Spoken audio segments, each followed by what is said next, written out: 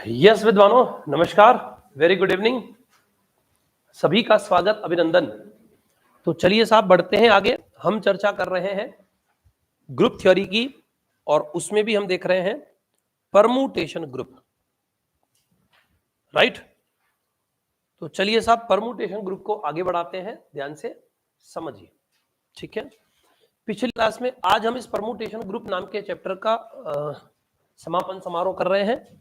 आज इसको हम खत्म करेंगे, फिनिश करेंगे और नेक्स्ट क्लास से हम आपका नया चैप्टर स्टार्ट करेंगे, ठीक है। नॉर्मल सब ग्रुप, क्वोशिएंट ग्रुप, है ना, class equation, conjugate class etcetera. तो ध्यान से समझ, परमुटेशन ग्रुप क्या बला है, ध्यान से सुनो।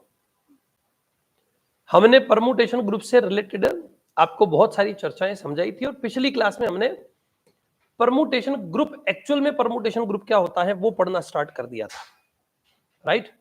तो मैं वहीं से आगे बढ़ूंगा। मैंने आपको ये है ना एग्जांपल भी घर से सॉल्व करके लाने के लिए कहे थे। यहां से आगे बढ़ते हैं, राइट। देखिए कितने क्वेश्चन आपने किए हैं, कैसे कैसे किए हैं, निभाए हैं, नहीं निभाए हैं, ठीक है। चलिए बढ़ते हैं आगे। हमने आपसे कहा था पिछली क्लास के अंदर कि परमुटेशन ग्रुप का सिंपल मतलब क्या होता है, कुछ नहीं है, कुछ परमुटेशंस का सेट अगर ग्रुप हो तो उसे क्या बोलते हैं, परमुटेशन ग्रुप बोलते हैं, ठीक है। सिंपल सा क्या समझाया था, if a non void set PA of some permutations defined on a finite set A is a group with respect to product of permutation, then it is known as a permutation group. Hindi में भी कहें तो किसी परिमित समुच्चय A पर परिभाषित कुछ क्रमचयों का एक अरिक्त समुच्चय PA यदि क्रमचयों के गुणन के सापेक्ष एक समूह हो तो उसे क्रमचय समूह कहते हैं। मतलब सिंपल सा है, कुछ परमुटेशंस है, उनका सेट अगर क्या बना रहा है, ग्रुप बना रहा है, तो उसे हम क्या कहेंगे, परमुटेशन ग्रुप कहेंगे। जैसे आपके सामने एक सेट है 1 2, इस पे डिफाइन होने वाला एक परमुटेशन है आइडेंटिटी परमुटेशन, और ये आइडेंटिटी परमुटेशन मल्टीप्लिकेशन ऑपरेशन के लिए हमेशा क्या बनाता है, ग्रुप बनाता है। Singleton set of identities always group, तो ये क्या आ गया, ग्रुप आ गया। आइडेंटिटी और 1 2 इन दोनों परमुटेशन का सेट भी मल्टीप्लिकेशन ऑपरेशन के लिए क्या बनाएगा, ग्रुप बनाएगा।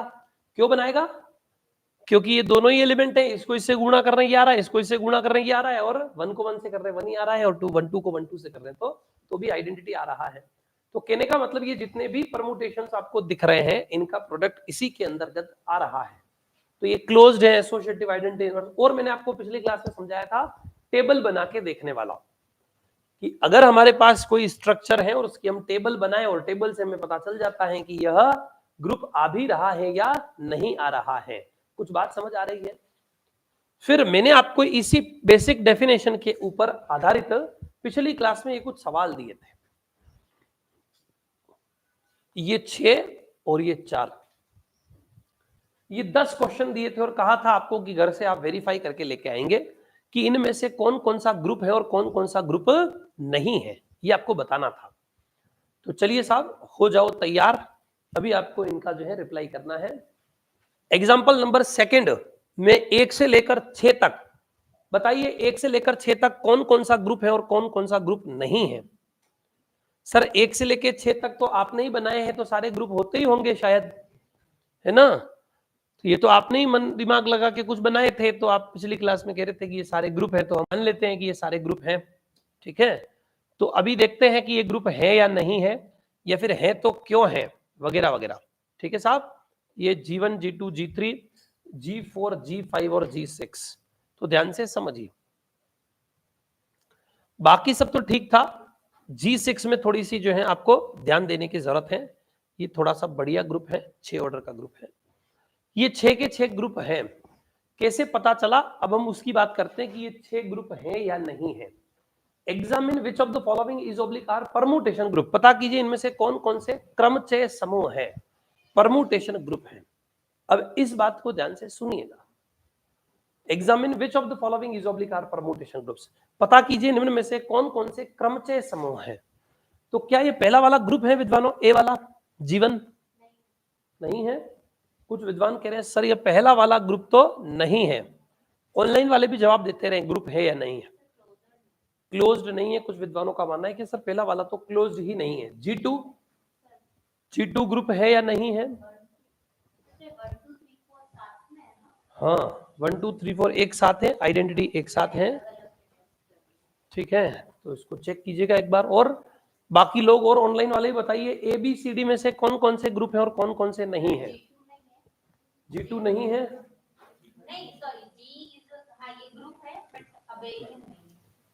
कौन सा बी वाला? बी वाला ग्रुप तो है बट उसमें वो कम्यूटेटिव प्रॉपर्टी वो अबेलियन वाली property. Every group of order less than is equal to 5 is always abelian. अगर 5 ऑर्डर से छोटा या बराबर ऑर्डर का ग्रुप हुआ तो एबिलियन तो हो ही जाएगा। तो या तो ग्रुप ही नहीं होगा, अगर आपके कम्यूटेटिव नहीं हो रहा है तो इसका मतलब ग्रुप ही नहीं होगा, क्योंकि अगर ये ग्रुप हुआ तो कम्यूटेटिव तो इसको होना ही पड़ेगा, बिकॉज हमारे पास एक हथियार है, क्या शस्त्र है कि every group of order less than is equal to 5 is always abelian. 5 से छोटे या बराबर ऑर्डर का तो हर ग्रुप, अगर ग्रुप है तो एबिलियन होता है, तो ग्रुप है, ठीक है, तो ये ग्रुप है सेकंड वाला। और भाई विद्वानों ऑनलाइन वालों है ना, अपने भी जो है बताओ ABCD में से कौन सा ग्रुप है कौन सा नहीं है। सर कैसे पता करें ग्रुप है या नहीं है? मैंने आपको पिछली क्लास में टेबल बना के बताई थी, याद आ रहा है? कुछ कुछ ऐसे कहा था कि कोई ऐसे एलिमेंट हो इनकी आप ऐसे टेबल बनाओ और फिर पता करो कि इनमें से अगर सभी एलिमेंट क्या है जो जी दे रखा है उसी के एलिमेंट है तो क्लोज्ड है। फिर मल्टीप्लिकेशन और परमुटेशन इज ऑलवेज एसोसिएटिव, तो एसोसिएटिव चेक नहीं करना है। फिर आइडेंटिटी के लिए आप क्या करते हैं, टॉप मोस्ट रो जैसा रो ढूंढते हैं और टॉप मोस्ट कॉलम जैसा कॉलम ढूंढते हैं, और दोनों का जो इंटरसेक्शन होता है वो क्या होता है, आइडेंटिटी होता है। फिर इनवर्स चाहिए तो जहां जहां आइडेंटिटी है उनको हाईलाइट कर देते हैं, तो इसका इनवर्स ये है, इसका इनवर्स ये है, इसका खुद का इनवर्स खुद है, इससे इनवर्स पता चल जाता है। और क्लोजर, एसोसिएटिव, आइडेंटिटी, इनवर्स चारों चीजें पता चल गई, इसका मतलब ये क्या है, ग्रुप है। फर्स्ट वाला भी ग्रुप है, तो सर अभी तक तो फर्स्ट वाला भी ग्रुप है, सेकंड वाला भी ग्रुप है, और थर्ड वाला भी ग्रुप है, फोर्थ वाला ग्रुप नहीं है सर, क्लोजर प्रॉपर्टी नहीं लग रही है। सर हमें कैसे पता चलेगा कि इनमें से कौन कौन से ग्रुप हैं? कैसे पता करते हैं? आपके सामने ऐसे कोई सेट आ गया और सिंपल सा पूछ लिया ABCD which of the following is oblique permutation group, या which of the following is oblique not a permutation group, कौन सा परमुटेशन ग्रुप नहीं था। आप कैसे पता करोगे? एग्जाम में आ भी गया, आपको सीधा सीधा क्या करना है, टेबल बनानी है। टेबल बनाने के लिए क्या करना पड़ता है, रजिस्टर लेना पड़ता है, फिर पेन लेना पड़ता है, फिर उसमें खाली पेज ढूंढना पड़ता है, उस खाली पेज पे ऐसी एक लाइन ऐसी एक लाइन, फिर एलिमेंट्स लिख के फिर गुणा करना पड़ता है। वो थोड़ा मेहनत का काम है ना, वो थोड़ा सा मजूरी का काम है ना, तो इसलिए थोड़ा सा परिश्रम जो है वो आप नहीं कर पाए हैं, टेबल वेबल बना नहीं पाए हैं, ऐसे आपको टेबल बनानी थी। चलिए खैर मैं ही बताता हूं, मुद्दे पर आता हूं, ध्यान से समझिए, गौर से सुनना। टेबल आज आप घर जाएंगे फिर से जाके टेबल बनाएंगे, और जब तक आप टेबल बनाएंगे नहीं आपको समझ आएगा नहीं कि ये ग्रुप है या नहीं है। कैसे पता करोगे कि ग्रुप है कि नहीं? ऐसे देखने से थोड़ी पता चलता, हाँ यार ये लग तो ठीक रहा है, शायद होना चाहिए, ऐसे देखने से थोड़ी पता चलेगा। वो तो अभ्यास होगा तो ही पता चलेगा ना कि हो कि नहीं। तो टेबल बनानी पड़ेगी, जब तक आप टेबल बनाओगे नहीं आपको समझ नहीं आएगा। मैं बताता हूं, अब ध्यान से समझना। ऊपर वाले 6 के 6 ग्रुप क्यों हैं, सुनना बात को, अब ठोक पिट के समझाना पड़ेगा। पहले वाले 6 ग्रुप क्यों है? क्योंकि इन 6 की मैंने टेबल बनाई घर पे मजूरी करके, और फिर उस टेबल में देखा उस टेबल के सारे एलिमेंट इन्हीं में थे, क्लोज था। Product of permutation is always associative. Top most row top most column का इंटरसेक्शन देखा, सभी में इंटरसेक्शन ये आइडेंटिटी वाला आया, तो आइडेंटिटी एग्जिस्ट। इनवर्स भी हर एक का एग्जिस्ट कर रहा था। सर आपको पता है किसका इनवर्स क्या है? बिल्कुल अभी बताता हूं, गौर से देख। आइडेंटिटी का इनवर्स हमेशा आइडेंटिटी खुद ही होता है, 2 ऑर्डर के एलिमेंट का भी इनवर्स वो खुद ही होता है। तो ये 2 ऑर्डर का एलिमेंट, इसका खुद का इनवर्स ये खुद है, इसमें ये खुद का इनवर्स ये खुद है। आइडेंटिटी का तो खुद होता ही है, और 2 ऑर्डर का एलिमेंट होता है वो खुद का इनवर्स वो खुद ही होता है, तो इसका भी खुद का इनवर्स खुद। इसमें इसका इनवर्स ये है और इसका इनवर्स ये है। इसमें 2 ऑर्डर का एलिमेंट तो खुद का इनवर्स खुद ही है, इसमें भी 2 ऑर्डर का एलिमेंट तो खुद का इनवर्स खुद ही है, इसमें भी 2 ऑर्डर का एलिमेंट तो खुद का इनवर्स क्या है, खुद ही है, और इसमें इसका इनवर्स ये है और इसका इनवर्स ये है। तो इनमें और आइडेंटिटी 1 है ही है, और आइडेंटिटी का खुद का इनवर्स भी खुद होता ही है। सर इनवर्स कैसे पता चलता है? बताया था ना, top most row top most column का इंटरसेक्शन होता है आइडेंटिटी, और फिर जहां जहां इस टेबल में आइडेंटिटी है उनको सर्कल कर लो। तो आइडेंटिटी जिससे मिल रही है ये इससे मिल रही है, इसका मतलब इसका इनवर्स ये है, इसका इनवर्स ये है, इसका इनवर्स ये है, इसका इनवर्स ये है, इसे पता चल रहा है। समझ आ रहा है? तो जब तक आप टेबल बनाओगे नहीं आपको समझ आएगा नहीं कि कौन सा ग्रुप है कौन सा नहीं है। समझ आ रही है? सर जीवन वाला जो है उसमें सर टेबल कैसे बन रही है और क्या है अभी उसकी चर्चा कर लेते हैं। ध्यान से समझिए, जीवन क्या है, आइडेंटिटी और 1 2 3 4। तो जीवन समझा देते हैं, ध्यान से समझिए जीवन में क्या बन रहा है, गौर से देखो। जीवन की टेबल बना के दिखाते हैं आपको, ध्यान से समझिए। जीवन वाला जो है ग्रुप, क्या वो ग्रुप है भी है या नहीं है सर, एक बार उसको ध्यान से देखिए।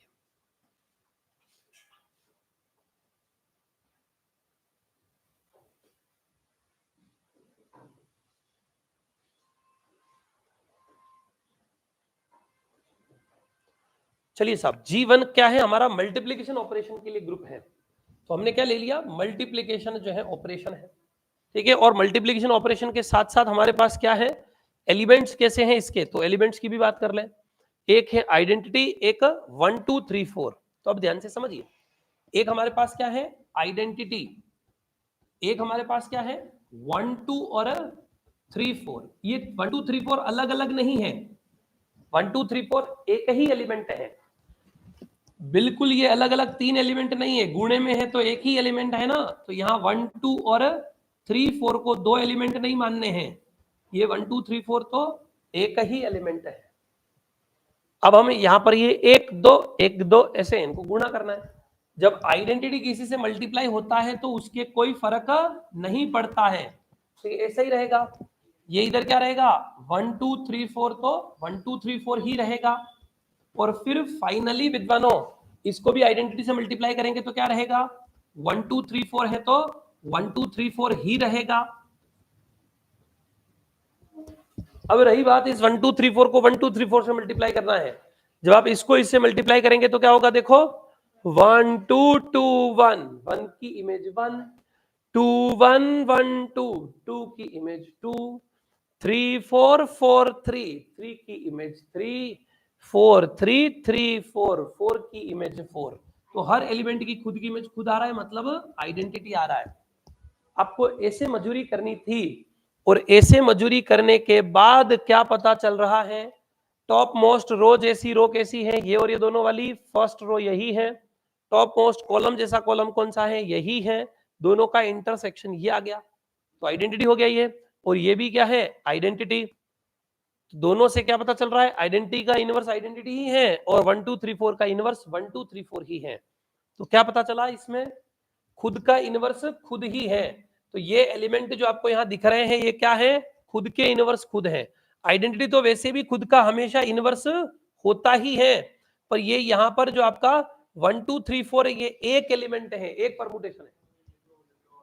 हाँ 2 ऑर्डर का है। कैसे दिख रहा है 2 ऑर्डर का, एक परमुटेशन डिसजॉइंट हो तो उसका ऑर्डर कैसे देखते हैं, दोनों जो साइकिल है उनकी लेंथ का एलसीएम, तो 2 2 साइकिल है तो 2 2 का एलसीएम 2 आ जाएगा। तो आ गया ना, इसका ऑर्डर 2, इसका ऑर्डर 1, और 1 और 2 ऑर्डर के एलिमेंट मिलके एक 2 ऑर्डर का ग्रुप बन जाएगा। G2 भी नहीं है सर ग्रुप, तो शिव जो है वो बता रहे हैं कि सर G2 ग्रुप नहीं है। कुछ लोग कह रहे हैं सर G2 ग्रुप है, कुछ लोग कह रहे हैं सर G2 ग्रुप नहीं है। तो शिव कुमार जी कह रहे हैं नहीं है, अभी देखते हैं। हाँ जी बोलिए,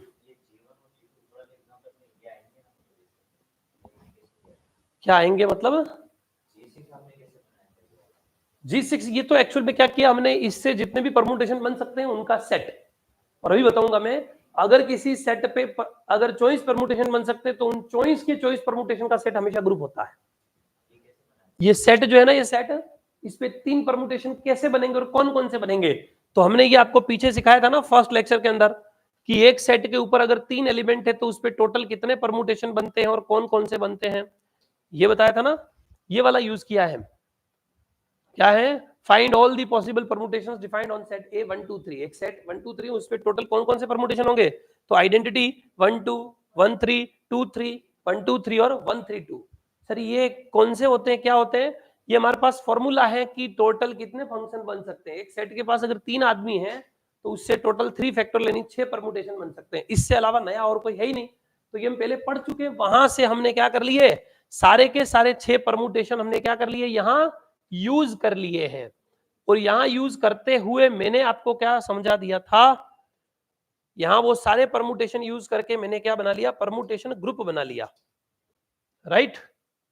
अभी ऑर्डर वो भी पूछे थे मैंने आपको, वो भी अभी चर्चा करेंगे आज की क्लास में, ध्यान से समझो। हाँ, ये G6 साइक्लिक ग्रुप नहीं है लेकिन ग्रुप जरूर है। तो ये किसी सेट पे जितने परमुटेशन होते हैं उन सारे परमुटेशन का सेट हमेशा ग्रुप होता है। तो एक तो वहां से आया, बाकी दूसरे एक ऑर्डर 2 ऑर्डर ऐसे ऐसे करके हमने लिखे कुछ कुछ, है ना। ऐसे हम क्या कर सकते हैं, और भी अलग अलग सेट बना सकते हैं अगर वो set closure associative identity inverse इन चारों प्रॉपर्टी को संतुष्ट करेगा तो ग्रुप होगा, नहीं करेगा तो नहीं होगा। तो जैसे नीचे हर कुछ मैंने लिख दिए, क्या है ग्रुप है क्या, तो पता चल रहा है कुछ है कुछ नहीं है।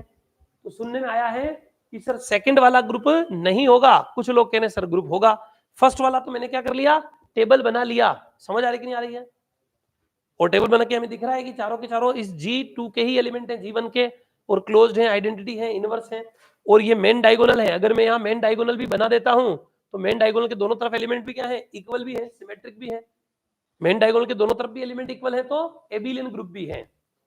मेन डायगोनल के दोनों तरफ सेम एलिमेंट आ जाते हैं उसका मतलब क्या होता है, एबिलियन। तो ये क्या है, सीधा सीधा एबिलियन भी है। मैं कुछ बोल रहा हूं, हजम हो रहा है, समझ आ रहा है, डन। अब ध्यान से समझिए, हाँ जी, सेकंड ग्रुप नहीं है, साइकिल उल्टा आ रहा है बट ये उसी ऑर्डर में थोड़ा सा चेंज की वजह से सर 4 2 3 आ रहा है, 4 2 3 तो ये रहा, 4 2 3 आगे वाला 4 2 3 है, ये 3 2 4 है। तो गौर से देखिए, इसको इससे गुणा करोगे तो आइडेंटिटी आ जाएगा, इसका खुद का खुद के साथ मल्टीप्लाई करोगे, स्क्वायर करोगे, है ना, इसका इसके साथ स्क्वायर करोगे तो ये आएगा पीछे वाला। इसमें देखो 2, अगर खुद 2 3 4 को 2 3 4 से ही गुणा करोगे ना तो 2 की इमेज जो है वो 4 आ जाएगी, तो इसमें 2 की इमेज 4 ही है, वो थोड़ा उल्टा पुल्टा लिखा हुआ है, समझ आ रही ना। इसका इनवर्स लिखा हुआ, उल्टा ही तो कर दिया। क्या ये पीछे वाला इसका इनवर्स है कि नहीं, 2 4 2 3 4 है तो 4 3 2, जानते हैं ना, पूरे रो को उल्टा ही कर देते हैं तो क्या होता है, इनवर्स होता है। तो ये इसका इनवर्स है, ये इसका इनवर्स है, इसका मतलब क्या हुआ, इन दोनों का गुणा, आइडेंटिटी आएगा, तो G2 100% ग्रुप हो जाएगा। क्या समझ आ रही है, G2 ग्रुप है, हेमंत प्रजापति कह रहे हैं, नरेंद्र जो है लोढ़ा जी भी कह रहे हैं बिल्कुल है, तो G2 ग्रुप हो गया। सिमिलरली G3 और G4, G3 G4, क्या G3 G4 भी ग्रुप है। 1 2 को 3 4 से मल्टीप्लाई करेंगे तो 1 2 3 4 आएगा। सर ग्रुप कैसे चेक करते हैं, कैसे चेक करते हैं, रफ रजिस्टर लेते हैं, खाली पेज लेते हैं, पेन लेते हैं और ऐसे टेबल बनाते हैं, और जैसे ही टेबल बनाओगे फिर टेबल का स्टडी करने पता चलेगा कि ग्रुप है या नहीं है। सर टेबल कैसे बनाते हैं, तो टेबल इन परमुटेशंस का आपस में गुणा कर करके बनाते हैं। और क्या आपको परमुटेशन का गुणा आता है, बता दिया ना, बस उसी तरीके से गुणा करना है। सर G4 ग्रुप क्यों नहीं है, किसको किससे मल्टीप्लाई करने पर इसमें नहीं आ रहा है, इस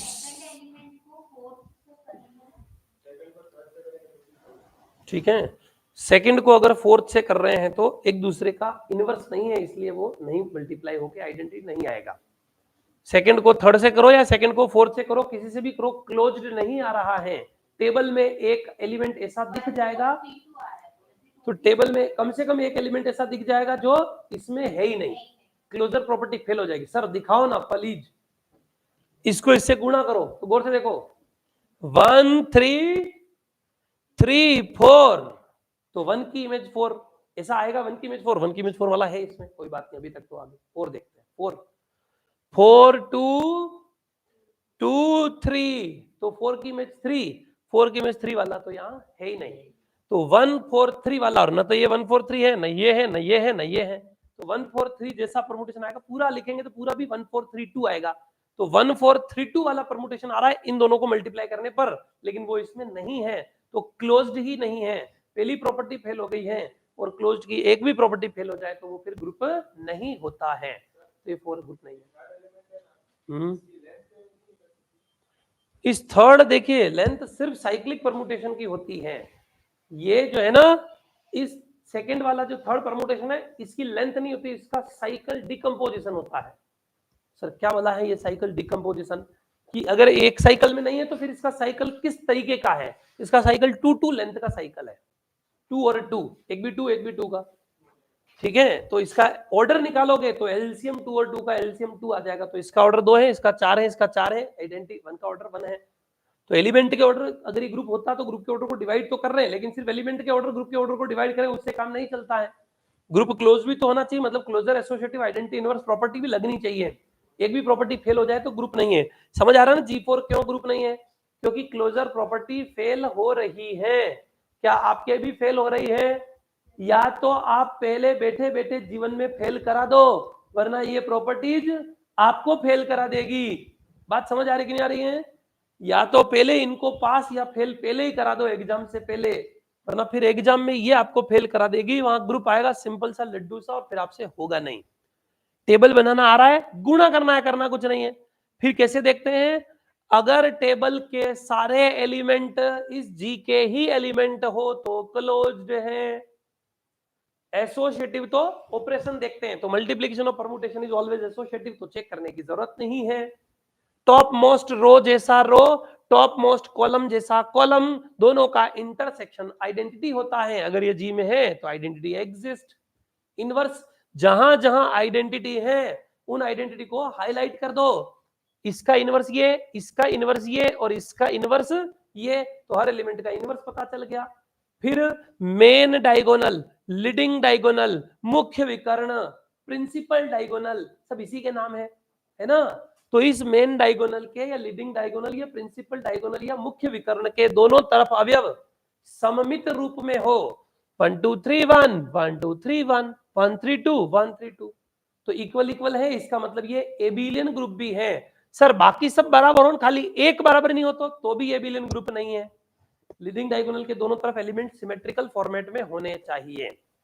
सर कोई भी ग्रुप आ जाए धरती पर हम टेबल बना लेंगे, भला हो जाएगा बशर्ते वो छोटा और फाइनाइट ग्रुप हो, यूनी कि 1000 एलिमेंट वाला ग्रुप है, 1 से लेकर 1000 तक, और आप चालू हो गए 1000 लाइनें बनाऊं अभी मैं, ऐसे फिर एग्जामिनर को बोल दिया इनको अक्ल ही नहीं, कॉपी छोटी दे दी, मेरे 17 तक ही गए, आगे अब 1000 तक मैं कैसे ले जाऊं। छोटे जब ग्रुप है फाइनाइट ग्रुप और स्मॉल ऑर्डर के, उनके लिए चेक करने के लिए केले की टेबल है ना, कंपोजिशन टेबल को या केली टेबल को, केले नाम के मैथमेटिशियन हुए, उन्होंने टेबल का कंसेप्ट दिया, इसको ऑपरेशन टेबल या कंपोजिशन टेबल भी बोलते हैं। इससे जल्दी कुछ मेहनत नहीं करनी और ग्रुप पता चल जाता है, मेहनत मतलब गुणा ही करना है खाली। समझ आ रही कि नहीं आ रही है, आइडेंटिटी इनवर्स सब कुछ पता चल रहा है। केले की टेबल है ये, केले ने टेबल दी है, केले की थ्योरम अभी और आएगी वो बताऊंगा आगे। केली ने एक थ्योरम और दी है कि धरती का हर फाइनाइट ग्रुप किसी न किसी परमुटेशन ग्रुप के आइसोमॉर्फिक होता है, मतलब हर फाइनाइट ग्रुप के आइसोमॉर्फिक एक परमुटेशन ग्रुप बन जाएगा। आपको 1 order 2 order 3 order 4 order 5 order 6 order 7 8 9 10 1000 order 1 lakh crore order, किसी भी ऑर्डर का, किसी भी शक्ल का, किसी भी चरित्र वाला ग्रुप चाहिए, केली ने कहा वो परमुटेशन ग्रुप में मिल जाएगा। खतरनाक बात बोली है केली ने, है ना, ऐसे ही मान नहीं हुआ, इतनी खतरनाक बात बोली कि कोई सा भी ग्रुप हो धरती का फाइनाइट है तो उसके जैसा एक परमुटेशन ग्रुप में होता है ग्रुप, इसलिए परमुटेशन ग्रुप सबसे इंपॉर्टेंट चैप्टर है, खतरनाक है। सर आगे कुछ और नाम, बिल्कुल अगला नाम है सिमेट्रिक ग्रुप, हिंदी में इसे कहते हैं सममित समूह, ध्यान से समझिए। अभी हम सिमेट्रिक ग्रुप की चर्चा करते हैं, ध्यान से समझो। सिमेट्रिक ग्रुप क्या बला है, सममित समूह क्या बला है, इसको ध्यान से समझिए। सिमेट्रिक ग्रुप या सममित समूह, the set of all possible permutations defined on a finite set A with cardinality of A is equal to n is always a permutation group and this group is known as symmetric group. अगर एक set के पास एक element है one only तो उस पे कितने permutation बन सकते हैं? एक सेट ए के पास मात्र एक एलिमेंट है वन ओनली तो बताइए उस सेट पे कितने परमुटेशन बन सकते हैं? एक. अगर सेट में n एलिमेंट है तो कितने परमुटेशन बनते हैं? n factorial. तो एक सेट में एक ही एलिमेंट है तो कितने परमुटेशन बनेंगे? एक फैक्टोरियल यानी कि एक. वन तो वन की इमेज वन, बस यही 1 1 1 2 फंक्शन होगा. अगर एक सेट ए में दो एलिमेंट है वन और टू तो बताइए कितने परमुटेशन बन सकते हैं? 2 फैक्टोरियल. 2 फैक्टोरियल मतलब दो. कौन से दो परमुटेशन? इधर 1 2 इधर 1 2. वन की इमेज वन पे, टू की इमेज टू पे. एक फंक्शन बन गया 1 1 1 2 फंक्शन मतलब एक परमुटेशन. दूसरा परमुटेशन वन की इमेज टू और टू की इमेज वन. इसको अगर एक लाइन में लिखें तो आइडेंटिटी परमुटेशन वन वाला और 1 2 वाला. 1 2 कोमा नहीं होता है परमुटेशन में. 1 2 कोष्टक बंद. समझ आ रहा है ना? एक आइडेंटिटी और एक 1 2. दो परमुटेशन किस सेट पे? जिस सेट में दो आदमी हो. कौन से आदमी? दो. 1 और 2. अगर एक सेट में तीन आदमी हो 1 2 3 तो टोटल कितने परमुटेशन बनेंगे? 6. 3 फैक्टोरियल यानी कि 6. कौन कौन से 6 बनेंगे? अभी वो जो पीछे दिखा रखे थे ना वो वाले 6. कौन से? आइडेंटिटी 1 2 1 3 1 2 3 1 2 3 और 1 3 2. और अगर एक सेट में चार एलिमेंट है तो कितने परमुटेशन बनेंगे? 24. 4 फैक्टोरियल यानी कि 24. और वो जो 24 परमुटेशन है, अब ये क्या कथा कही जा रही है, ये डेफिनेशन क्या है? अगर एक सेट में n एलिमेंट है तो उस n एलिमेंट वाले सेट के ऊपर जितने भी परमुटेशन बन सकते हैं उन सभी परमुटेशंस का सेट तो हमेशा एक ग्रुप आएगा ही आएगा और उस ग्रुप को सिमेट्रिक ग्रुप कहते हैं. परमुटेशन ग्रुप और सिमेट्रिक ग्रुप में डिफरेंस है. परमुटेशन ग्रुप में कितने भी आदमी हो सकते हैं लेकिन सिमेट्रिक ग्रुप में कितने भी आदमी नहीं चलेंगे. सिमेट्रिक ग्रुप में n फैक्टोरियल आदमी ही होने चाहिए. यानी कि एक सेट के पास वन एलिमेंट है तो उसके सिमेट्रिक ग्रुप में 1 फैक्टोरियल यानी कि एक एलिमेंट आएगा. एक सेट ए में दो एलिमेंट है तो इससे बनने वाले सिमेट्रिक ग्रुप में 2 फैक्टोरियल यानी कि दो परमुटेशन आएंगे. एक सेट में 3 एलिमेंट है तो उससे बनने वाले सिमेट्रिक ग्रुप में 3 फैक्टोरियल यानी 6 परमुटेशन होंगे. और एक सेट ए में 4 एलिमेंट है तो उससे बनने वाले सिमेट्रिक ग्रुप में 4 फैक्टोरियल यानी कि 24 परमुटेशन होंगे. सेम इसलिए नहीं है क्योंकि परमुटेशन ग्रुप तो 3 परमुटेशन का भी सेट परमुटेशन ग्रुप बनाता है, 4 परमुटेशन का सेट भी ग्रुप बनाता है, लेकिन 4 परमुटेशन वाला सिमेट्रिक ग्रुप नहीं बनाता है. डिफरेंस बताता हूं. ये 6 के 6 ग्रुप हैं तो ये 6 के 6 इस सेट ए पे डिफाइन होने वाले 6 परमुटेशन ग्रुप हैं. लेकिन इन 6 में से ये लास्ट वाला जो G6 है ये इस ए पे डिफाइन होने वाला सिमेट्रिक ग्रुप है. कुछ समझ आ रही है? सेट पे डिफाइन होने वाले सभी परमुटेशंस का सेट. एक भी परमुटेशन बचना नहीं चाहिए. इनमें तो बच भी रहे हैं तो भी ग्रुप बना रहा है, कोई तकलीफ नहीं है. कुछ परमुटेशंस का सेट अगर ग्रुप हो तो उसे परमुटेशन ग्रुप कहते हैं, लेकिन सभी परमुटेशन का सेट अगर ग्रुप हो तो उसे सिमेट्रिक ग्रुप कहते हैं. देखो G1 और G2 जो है वो इस सेट पे डिफाइन होने वाले सिमेट्रिक ग्रुप नहीं है. समझ आ रही कि नहीं आ रही है? सेट अगर सिंगल 1 वाला लूंगा तो ये G1 सिमेट्रिक ग्रुप हो जाएगा. सेट सिंगल 1 2 वाला लूंगा तो ये वाला सिमेट्रिक ग्रुप हो जाएगा. सेट में 1 2 3 लूंगा तो ये G6 क्या हो जाएगा? सिमेट्रिक ग्रुप हो जाएगा. जितने इस पे जितने परमुटेशन बन सकते हैं वो सारे परमुटेशन आने चाहिए. एक सेट में 3 एलिमेंट है उस पे टोटल कितने परमुटेशन बनते हैं? 6. 3 फैक्टोरियल यानी कि 6. तो 6 के 6 परमुटेशन इसमें आने चाहिए. अगर एक सेट हमारा, ध्यान से समझना, ये जो आपको ग्रुप दिख रहा है, आपने कहा ये ग्रुप है सर, आपने कहा ये ग्रुप है सर, आपने कहा ये ग्रुप है सर, G1 G2 G3. मुझे बताओ G1 G2 G3 जो ग्रुप है वो कितने एलिमेंट वाले सेट के ऊपर डिफाइन वाले परमुटेशन के ग्रुप है? 4 एलिमेंट वाला. 1 2 3 4. क्या ये 1 2 3 4 से परमुटेशन बना कि नहीं? क्या ये परमुटेशन 1 2 3 4 से बन रहे हैं कि नहीं? क्या ये परमुटेशन में 1 2 3 4 दिख रहे हैं कि नहीं? तो अगर एक सेट में 1 2 3 4 4 एलिमेंट होंगे तो उस पे टोटल कितने परमुटेशन डिफाइन होते हैं? 24 परमुटेशन. उनमें से थोड़े थोड़े परमुटेशन लेके हम बहुत सारे अलग अलग ग्रुप बना सकते हैं। वो जो बहुत सारे अलग अलग ग्रुप होते हैं उन सभी को परमुटेशन ग्रुप बोलते हैं। लेकिन वो 24 के 24 आदमी एक साथ लेके जो ग्रुप बनेगा उसे सिमेट्रिक ग्रुप ऑफ 4 सिंबल्स बोलते हैं। 4 सिंबल वाला सिमेट्रिक ग्रुप। इसमें 3 ऑर्डर वाले, इसमें 3 वाले सेट से बनने वाले सारे परमुटेशन आ गए। तो ये कौन सा है? Symmetric group of 3 symbols. तो अब ध्यान से समझना, ये जो सिमेट्रिक ग्रुप का कंसेप्ट है ये क्या कहता है? अगर एक सेट में, हाँ, हर सेट पे एक ही सिमेट्रिक ग्रुप होता है। अगर सेट में एक एलिमेंट, तो सिमेट्रिक ग्रुप का नाम आएगा S1 और उसमें कितने परमुटेशन होंगे? 1 फैक्टोरियल, यानी कि 1 परमुटेशन। अगर सेट ए में 2 एलिमेंट है 1 2, तो उससे बनने वाले सिमेट्रिक ग्रुप का नाम क्या होगा? S2। उसमें कितने परमुटेशन होंगे? 2 फैक्टोरियल। 2 फैक्टोरियल मतलब 2 परमुटेशन। अगर एक सेट ए में कितने एलिमेंट है? 3 एलिमेंट, दैट इज 1 2 3, तो उससे बनने वाला जो सिमेट्रिक ग्रुप होगा उसका नाम क्या होगा? S3। उसमें कितने परमुटेशन होंगे? 3 फैक्टोरियल, यानी कि 6 परमुटेशन जो उस सेट में बनते हैं सारे। और अगर एक सेट के पास 4 एलिमेंट है 1 2 3 4, तो उसमें टोटल कितने परमुटेशन बनते हैं?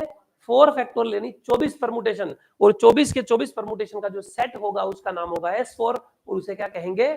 Symmetric group of 4 symbols. तो अगर एक सेट में n एलिमेंट हो तो इससे बनने वाला जो सिमेट्रिक ग्रुप होगा उसका नाम Sn होगा और उसमें n फैक्टोरियल एलिमेंट्स होते हैं और इसे पढ़ते क्या है? Symmetric group of n symbols. Hindi में कहते हैं n चिन्हों वाला सममित समूह। लिखते किससे हैं इसको? Sn से लिखते हैं। Sn क्या है? एक सेट में n एलिमेंट है तो सेट ए पर परिभाषित समस्त क्रमचयों का समुच्चय। समझ आ रहा है ना? F, where F is a permutation defined on A। Sir आपने तो एक परमुटेशन लिखा हुआ है, आपने कहा लिखा ऑल परमुटेशन। ध्यान से समझना, ये अलजेब्रा की लैंग्वेज है कि यहाँ F जो भी होगा वो A पे डिफाइन होने वाला परमुटेशन होगा और जो भी A पे डिफाइन होने वाला परमुटेशन होगा वो इस SN में होगा। तो आगे ना सारे, जो ए पे डिफाइन परमुटेशन है वो इसमें होता है, जो ए पे डिफाइन परमुटेशन है वो इसमें होता है। तो ए पे डिफाइन होने वाले सारे परमुटेशन इस एसएन में होते हैं। कुछ बात समझ आ रही है? N natural number S1 S2 S3, unique कि आप S-11 बोल दो। सर S 1/2 क्या होगा? तो S 1/2 कुछ नहीं होता है। S1 होता है, S2 होता है, S3 होता है, S4 होता है, S5 होता है, लेकिन S-1 S0 S-2 ऐसा कुछ नहीं होता।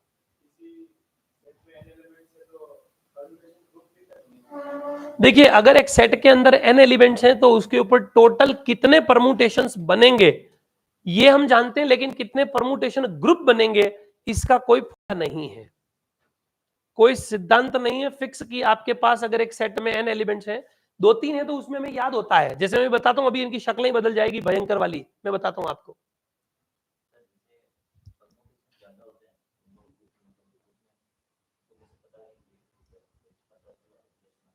अगर सर 15-16 परमुटेशन किसी सेट में आ गए तो आपको यह पता करना है कि वो क्लोज्ड है या नहीं, सिर्फ क्लोज प्रॉपर्टी से। सर क्लोज कैसे पता करते हैं? गुणा करना है आपस में। सर उनको गुणा, इतना गुणा तो होता ही नहीं हमसे, तो गुणे की स्पीड बढ़ानी है ना? अगर इतना बड़ा सवाल आ गया, इतना बड़ा आएगा ही नहीं, इतना बड़ा क्वेश्चन नहीं आता है। अगर क्वेश्चन आ गया तो आपको उनका गुणा करके पता करना पड़ेगा कि गुणा क्लोज्ड है या नहीं। अगर एक भी एलिमेंट का गुणा बाहर जा रहा है सेट के तो इसका मतलब वो क्लोज नहीं है, तो वो ग्रुप नहीं है। अगर ज्यादा एलिमेंट का सेट आ गया, अगर ज्यादा एलिमेंट का सेट, अभी मैं कुछ प्रॉपर्टीज बता रहा हूं, उन प्रॉपर्टीज के अंतर्गत आ गया तो डायरेक्ट प्रॉपर्टी से देख लेंगे। जैसे एक सेट के पास 5 एलिमेंट हैं और पांचों एलिमेंट 1 2 3 4 5 हैं, उस पे बनने वाले समस्त परमुटेशन का एक सेट बनेगा जिसमें 120 परमुटेशन होंगे। बताइए वो ग्रुप है कि नहीं? तो हमें पता है ना, वो तो S5 की बात कर रहे हैं, और जब S5 की बात कर रहे हैं तो हमारी थ्योरी से S5 यानी कि वो तो ग्रुप होता है, चाहे उसमें 120 है, लेकिन चेक करने की जरूरत नहीं पड़ी। समझ आ रही? ऐसे ही एक A5 होता है जिसमें 60 परमुटेशन होते हैं और फिर भी वो ग्रुप बनाता है, तो वो भी हम आगे सीखेंगे। तो बहुत सारी चीजें तो हम देखेंगे, पर अगर ऐसा हमें कुछ नहीं दिख रहा, ना S5 दिख रहा, ना A5 दिख रहा, ना कोई परमुटेशन का सेट कुछ दिख रहा है, तो आपको फिर क्लोज पता करना पड़ेगा। क्लोजर एसोसिएटिव आइडेंटिटी इनवर्स, और कोई चारा नहीं है। समझ आ रहा है?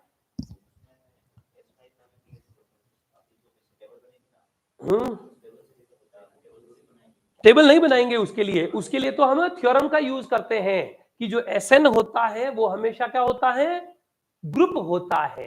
बात समझ आ रही कि नहीं आ रही है? तो जिन हमारे जो पूर्वज हैं उन्होंने प्रूव किया है कि Sn हमेशा क्या होता है, ग्रुप बनाता है। तो Sn मतलब उसमें चाहे एक एलिमेंट हो, चाहे S2 में 2 परमुटेशन हो, चाहे S3 में 6 परमुटेशन हो, चाहे S4 में 24 परमुटेशन हो, चाहे S5 में 120 परमुटेशन हो, चाहे S6 में 720 परमुटेशन हो, इन परमुटेशन का सेट हर हाल में ग्रुप बनाएगा और इस ग्रुप को क्या कहेंगे, सिमेट्रिक ग्रुप कहते हैं। कुछ बात समझ आ रही है? तो अगर वो क्वेश्चन सिमेट्रिक ग्रुप के इर्द गिर्द पूछता है तो आपको ध्यान में रखना है। देखिए सिमेट्रिक ग्रुप जो होते हैं वो सिर्फ 2 ऑर्डर तक एबिलियन होते हैं, उसके बाद सारे नॉन एबिलियन होते हैं। एक भी एबिलियन नहीं होगा, कॉम्यूटेटिव नहीं होगा, मतलब इनमें एक या दूसरे गुणा और दूसरे का पहले से गुणा बराबर हमेशा ऐसा जरूरी नहीं है। तो ये नॉन एबिलियन ग्रुप के एग्जांपल्स होते हैं। तो all the symmetric groups for all n greater than is equal to 3, अगर n की वैल्यू हम 3 से बड़ी या बराबर कुछ भी ले रहे हैं तो S3, S4, S5, S6, S7, S8, S9, S10, S100 सब के सब नॉन एबिलियन ग्रुप होते हैं। Non abelian group is always non cyclic, ठीक है, क्योंकि जो नॉन एबिलियन है वो हमेशा नॉन साइक्लिक होता है, लेकिन एबिलियन हमेशा साइक्लिक होगा ऐसा जरूरी नहीं है। समझ आ रही है? क्योंकि साइक्लिक इज ऑलवेज एबिलियन। एक स्टेटमेंट क्या है, every cyclic group is always एबिलियन। Algebra इतनी खतरनाक चीज है, एलजेब्रा मतलब प्योर मैथमेटिक्स, ये आपको इतनी चीजें बता देती है, समझा देती है, आपको मैथमेटिक्स देखना आ जाएगा। एक स्टेटमेंट है every cyclic group is always एबिलियन, ध्यान से सुनना, अगर हर साइक्लिक ग्रुप है तो क्या होगा, एबिलियन होगा। तो इसका मतलब नॉट एबिलियन है तो नॉट साइक्लिक होगा, ये तय है। मार साहब क्या बोले, वापिस बोलना, ध्यान से सुनना, 3 बातें बोल रहा हूं, गौर से सुनना। एक हम फॉर्मूला जानते हैं, उससे 3 बातें निकलती हैं, या उससे और भी कितनी बातें हम निकाल सकते हैं, ध्यान से समझना। Every cyclic group is always एबिलियन, ये मैं पता है, रट रखा है कि हर साइक्लिक ग्रुप हमेशा एबिलियन होता है। चक्रीय समूह होता है वो क्या होता है, आबेली समूह होता है। तो every cyclic group is always एबिलियन, लेकिन हर एबिलियन ग्रुप साइक्लिक हो ऐसा जरूरी नहीं है। लेकिन अगर नॉन एबिलियन होगा तो नॉन साइक्लिक हुआ ये जरूरी है। ये सब एक ही बात से कैसे पता चल रहा है, एलजेब्रा में एक सिद्धांत है, P इंप्लाइज Q, तो not Q implies not P। अगर P है तो Q होगा ही होगा। P इंप्लाइज Q का मतलब क्या है, अगर P हो गया तो Q तो गारंटीड है। जैसे एक स्टेटमेंट है कि अगर आपने ईमानदारी से पढ़ाई करी तो गारंटीड सफलता मिलेगी, एक सिद्धांत है जीवन का। अगर आपने ईमानदारी से अध्ययन किया है तो आपको गारंटीड क्या मिलेगी, सफलता मिलेगी। समझ आ रही कि नहीं आ रही है? सिलेक्शन नहीं, सफलता। सफलता अलग चीज है, सिलेक्शन अलग चीज है। सिलेक्शन तो हो सकता है आपकी सीट कोई खा गया हो, तो सिलेक्शन नहीं मिला तो फिर सफलता काहे की, हमने तो पढ़ी उसी लिए, तैयारी उसी की, लेकिन फिर सिलेक्शन नहीं हुआ। देखिए सिलेक्शन अलग चीज है, सफलता अलग चीज है, ठीक है साहब, दोनों में डिफरेंस है। जैसे ध्यान से समझिए, जैसे एग्जांपल बताता हूं, कई ऐसे लोग हैं जिन्होंने खुद 12वीं तक की पढ़ा है लेकिन वो सक्सेसफुल है, तो इसका मतलब ये तो है नहीं कि सिलेक्शन मिला ही नहीं उनको मिला ही नहीं था बेचारों को, उसके बावजूद भी सक्सेसफुल है ना। कोचिंग इंडस्ट्री में तो बहुत सारे लोग है ना, कुछ लोग होते हैं जो नहीं भी करते हैं कि यार इंटरेस्ट नहीं है छोड़ दो, है ना।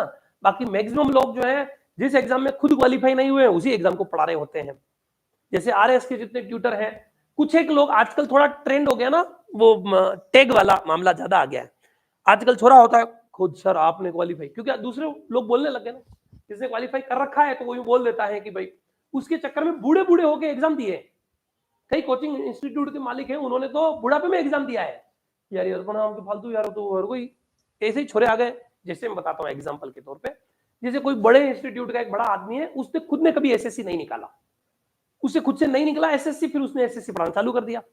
फिर एसएससी पढ़ाते पढ़ाते इंटरेस्ट आ गया, उसको पढ़ाने में इंटरेस्ट था, बढ़िया चल रहा था, शानदार, तो फिर उसने कभी उसके बाद कभी सोचा ही नहीं कि एसएससी दूं, दिया ही नहीं, और 20 साल से पढ़ा रहा है। फिर क्या हुआ, उसी के सामने और छोटे मोटे कोचिंग इंस्टीट्यूट खुलते गए, जमाना बदलता गया, सोशल मीडिया आता गया। अब किसी छोरे ने, कोई छोरा है फ्रेशर, जस्ट एसएससी पास किया है और पास करके क्वालिफाई भी हो गया है, किसी कारणवश उसने जो है जॉब छोड़ दी, या जॉब के साथ थोड़ा सा पढ़ाना चालू किया, फिर उसको लगा यार यहाँ तो पैसा बढ़िया है, शानदार है, उधर तो फालतू दौड़ना पड़ता है। किसी कारण से या तो किसी घोटाले में पकड़ा गया, निकाल दिया, या फिर खुद जो है छोड़ दी जॉब, इधर पैसा अच्छा दिख गया। पर वो आ गया है तो वो आके वो स्टेज पे आके बोलता है कि तुम बड़े बड़े ऐसे दिग्गज हैं जिनसे खुद के एग्जाम नहीं निकले हैं, मैं तो क्वालिफाइड फैकल्टी हूँ। तो तुम छोड़ो, क्वालिफाइड फैकल्टी से पढ़ो। तुम आजकल मूर्ख हो, सामने जाके मास्टर से पूछते भी नहीं हो कि सर क्या आपने भी एग्जाम निकाल रखा है। तो बड़ा रिनॉल्ड फैकल्टी है, बड़े मतलब इंडिया में नाम गिना जाता उस फैकल्टी का, उसकी किताबें इतनी भारी भारी चलती हैं जिसकी हद नहीं, और वो पढ़ा रहा है। और एकदम से कोरोना के बाद वो खुद ने आके इंटरव्यू दिया है कि मुझे समझ नहीं आया कि ये क्या हुआ है। मेरी क्लास में मेरे पास 70 हजार बच्चे हैं और मेरी क्लास में 5-5 हजार कमेंट आ रहे हैं कि सर बताओ ना आपने क्वालिफाई किया कि नहीं एसएससी, सर बोलो ना क्या हुआ।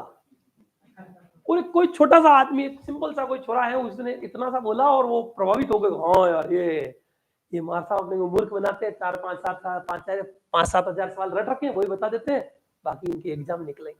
बेचारे उस टीचर को परेशानी हुए कोरोना के बाद, इतने समय बाद, है ना, खुद को सत्यापित करना पड़ा, है ना, एग्जाम जो है फेक एग्जाम देके, उम्र कम लिखा के फेक लिखा के एग्जाम, और फिर आईडी लगा के बताना पड़ा कि ये देखो मैंने एग्जाम क्वालिफाई किया अभी रिसेंटली तुम्हारे चक्कर में।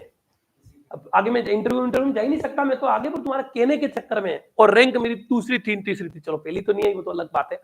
ऐसे वेरीफाई करना पड़ रहा है लोगों को आजकल, क्यों? क्योंकि सोशल मीडिया का जमाना है, टैग देखते हैं।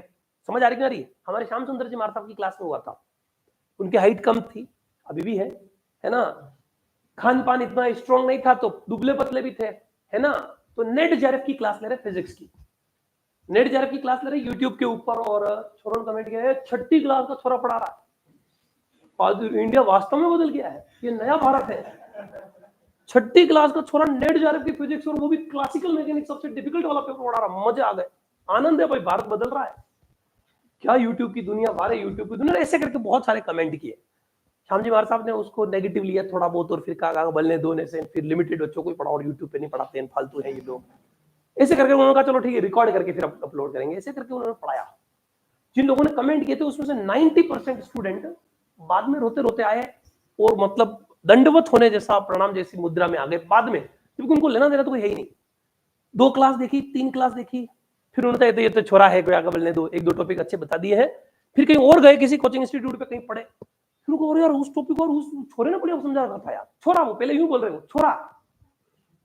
5 दिन 10 दिन 15 दिन बाद जब उनको पता चला कि यार वास्तव में साथ छोरे के पास आए, छोरा दिख रहा है पर ज्ञान तो है भयंकर वाला, जब वीडियो देखे तब जाके उन्होंने कमेंट किए, बाद में फोन कॉल किए, नंबर निकाल के, बहुत गलती हो गई सर भयंकर वाली हमसे, हमें रियलाइज तक नहीं है, बड़े बड़े प्रोफेसर दिग्गज पढ़ा रहे हैं, वो लोग नहीं पढ़ा रहे, वैसा पढ़ा दिया उस छोरे ने, मतलब सर ने। बाद में तो उन्होंने सर चालू कर दिया, अरे सर शाम से हमसे बहुत बड़ी मिस्टेक हो गई।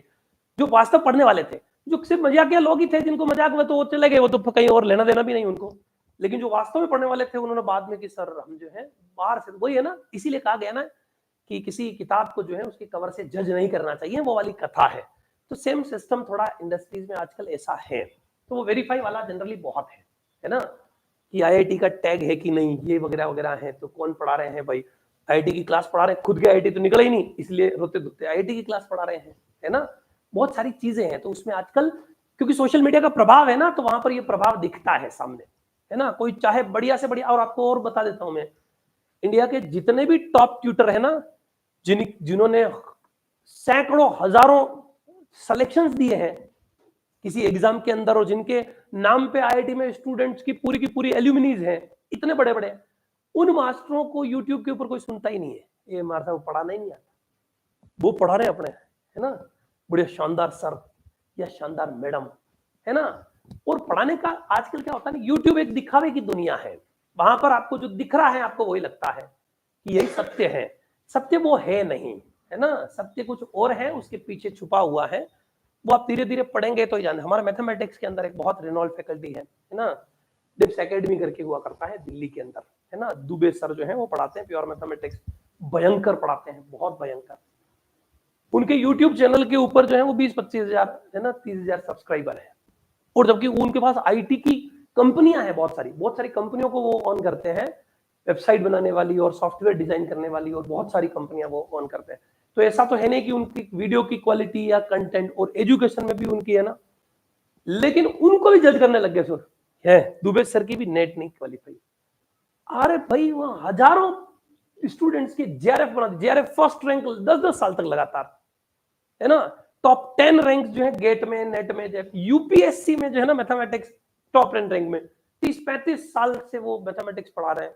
उसके बावजूद 35 साल बाद उनको ऐसा लगा कि यार मेरे को भी बच्चे इस तरीके से भी जज कर सकते हैं कभी, इतना पढ़ाने के बावजूद। सर आपकी भी तो जेआरएफ नहीं निकली, इसलिए आप पढ़ा रहे हैं। बहुत सारी चीजें हैं जीवन के अंदर, तो इसलिए आपको पता नहीं ये बात कहां से कहां पहुंच गई है, क्यों आया है ऐसा, पर ऐसा होता है। हाँ, दुबे सर बताया ना, दुबे सर है ना, राजेंद्र दुबे है ना, राजेंद्र दुबे बहुत रेनॉल्ड फैकल्टी है, डिप्स एकेडमी है ना करके एक दिल्ली में इंस्टीट्यूट हुआ करता है, नेट गेट और ये वो वगैरह वगैरह पढ़ाते हैं। उनकी पहली क्लास तो वो इसलिए लेते हैं कि मेरे से पढ़ना कैसे है, उनसे पढ़ना भी नहीं आता छोरों को है ना, वो थोड़ा लेवल बहुत हाई है उनका, तो बहुत हाई लेवल से पढ़ाते हैं, तो इसलिए तो समझाते तुमको पढ़ना ही कैसे, मेरे से कैसे पढ़ना है, तुमको आएगा नहीं है ना, वहां थोड़ा ट्रेंड अलग है ना। पर वही बात है कि अनुभव और एक्सपीरियंस और उसके बिहाफ पे चलता है। बड़ी बड़ी फैकल्टी है ना, अभी कोरोना था कोविड काल के अंदर है ना, जो कोटा में उन्होंने जी खपा दिया है, मतलब 18 घंटे रोज क्लास ले रहे हैं वो मास्टर, मतलब खा गए किताबों में कहां कहां गलतियां हैं, रेनॉल्ड बुक्स में कहां कहां मिस्टेक्स है, उनको वो पता है, वो बता रहे हैं, वो यूट्यूब पे आके पढ़ा रहे हैं, उनके 2000 व्यूज। और जिन्होंने भी खुद के बीटेक क्वालिफाई हुए या फिर जिनको कोई लेना देना ही नहीं है, खाली आके थोड़ी शायरीबाजी और ये वो कंट्रोवर्सीज और ये वो खाली वो मैनेज करना आ रहा है यूट्यूब चैनल को और उन बच्चों को है ना, मेरी जनतान मेरी सेनान येन वन वगैरह कुछ भी लगा गया और होंगे मिलियंस ऑफ व्यूज, और बच्चे पढ़ रहे हैं और उनको लग रहा है कि वो मार साहब वो तो उनको आता ही नहीं। तो इसलिए व्यूज जो है उससे कोई लेना देना नहीं है। हमने यूट्यूब चैनल बंद कर दिया बहुत पहले है ना, मतलब कंटेंट रिकॉर्डेड में और कहीं होते डालते, पहले हम लाइव क्लासेस लिया करते थे, पहले बहुत हम यूट्यूब पे ध्यान देते थे, बाद में जाके पता चला यहाँ पर तो फालतू के लोग ही आते हैं, जिनको पढ़ना है वो तो है ना धीरे धीरे कहीं ना खोज खुजा के वैसे भी आ जाते हैं, जिनको पढ़ना है बाकी वास्तविक वहां तो चलो ठीक है प्रचार प्रसार के लिए है, मेरे भी 1000 वीडियोस यूट्यूब पे अपलोडेड है ना, बहुत पहले बंद कर दिया है ना कि ठीक है वो चल भी रहा है ना, वहां पर जो है 60% या 50% कुछ जो है वो पैसा यूट्यूब देता है, हमको यूट्यूब देता था बहुत है ना अमाउंट में जो है पैसे वहां से आते थे, अब तो खैर बंद ही कर दिया हमने उसको, ऑलमोस्ट बंद कर दिया है, पर वहां से बढ़िया अमाउंट आती है, लेकिन वो बढ़िया अमाउंट भी जो है ना वो बढ़िया है नहीं, दिखने में ऐसे ही लगता है, दिखने में लगने का मतलब क्या है, वहां पर बीच बीच में जो एड्स चलते हैं ना उसके पैसे हैं, पैसे उस चीज के मिलते हैं, उसके भी यूट्यूब क्लेम करता है कि 70% मैं रखता हूं 30% आपको दे रहा हूं, पर वो क्लेम है, उसका कोई प्रूफ नहीं है कि वो वास्तव में कितने दे रहे हैं।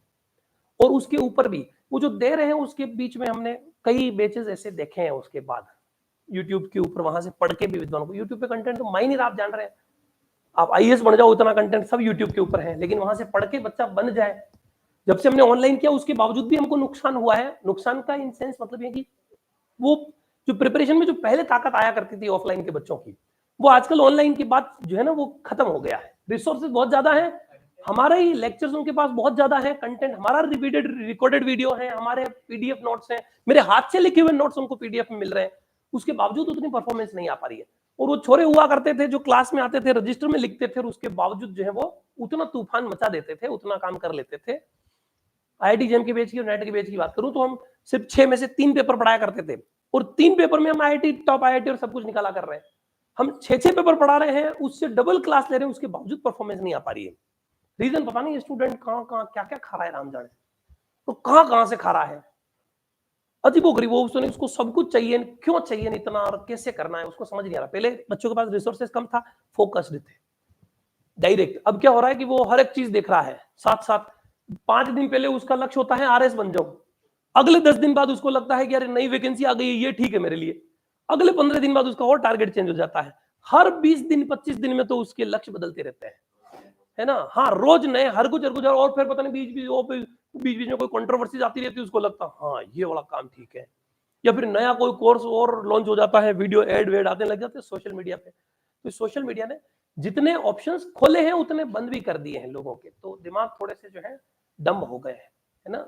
हमारे पास ऐसे ऐसे शानदार शानदार स्टूडेंट्स आते हैं, कई हमने देखे हैं, सर मैथमेटिक्स में कोई प्रॉब्लम नहीं है, शानदार ब्रिलियंट, खत्म कर दूंगा मैं इसको, तो आप तो सर बताइए कि आप जो है इसमें ये कराएंगे तो उसमें जीके वीके की तैयारी कैसे क्या है, मैंने कहा गणित का इंस्टीट्यूट आगे पूछा जीके की तैयारी कैसे होगी, मैथ्स तो मेरी सर बहुत तगड़ी है, मैं मैथ्स में तो स्ट्रांग हूँ, तो फिर मैंने कहा आप सीरियसली बताओ, जीके तो चलो हो गया, जीके हम नहीं पढ़ाते हैं, तो फिर उसने कहा चलो सर ये बता दो कि फाइनल ईयर का कोई पेपर है क्या, मैंने कहा क्यों फाइनल ईयर की मैथ्स तो आपकी स्ट्रांग हुए, तो सर पिछले साल ब्रेक लग गई थी, और भाई से पिछले साल तेरे बैग लग गई, तो सीधा बोलना झूठ मूठ का फालतू है।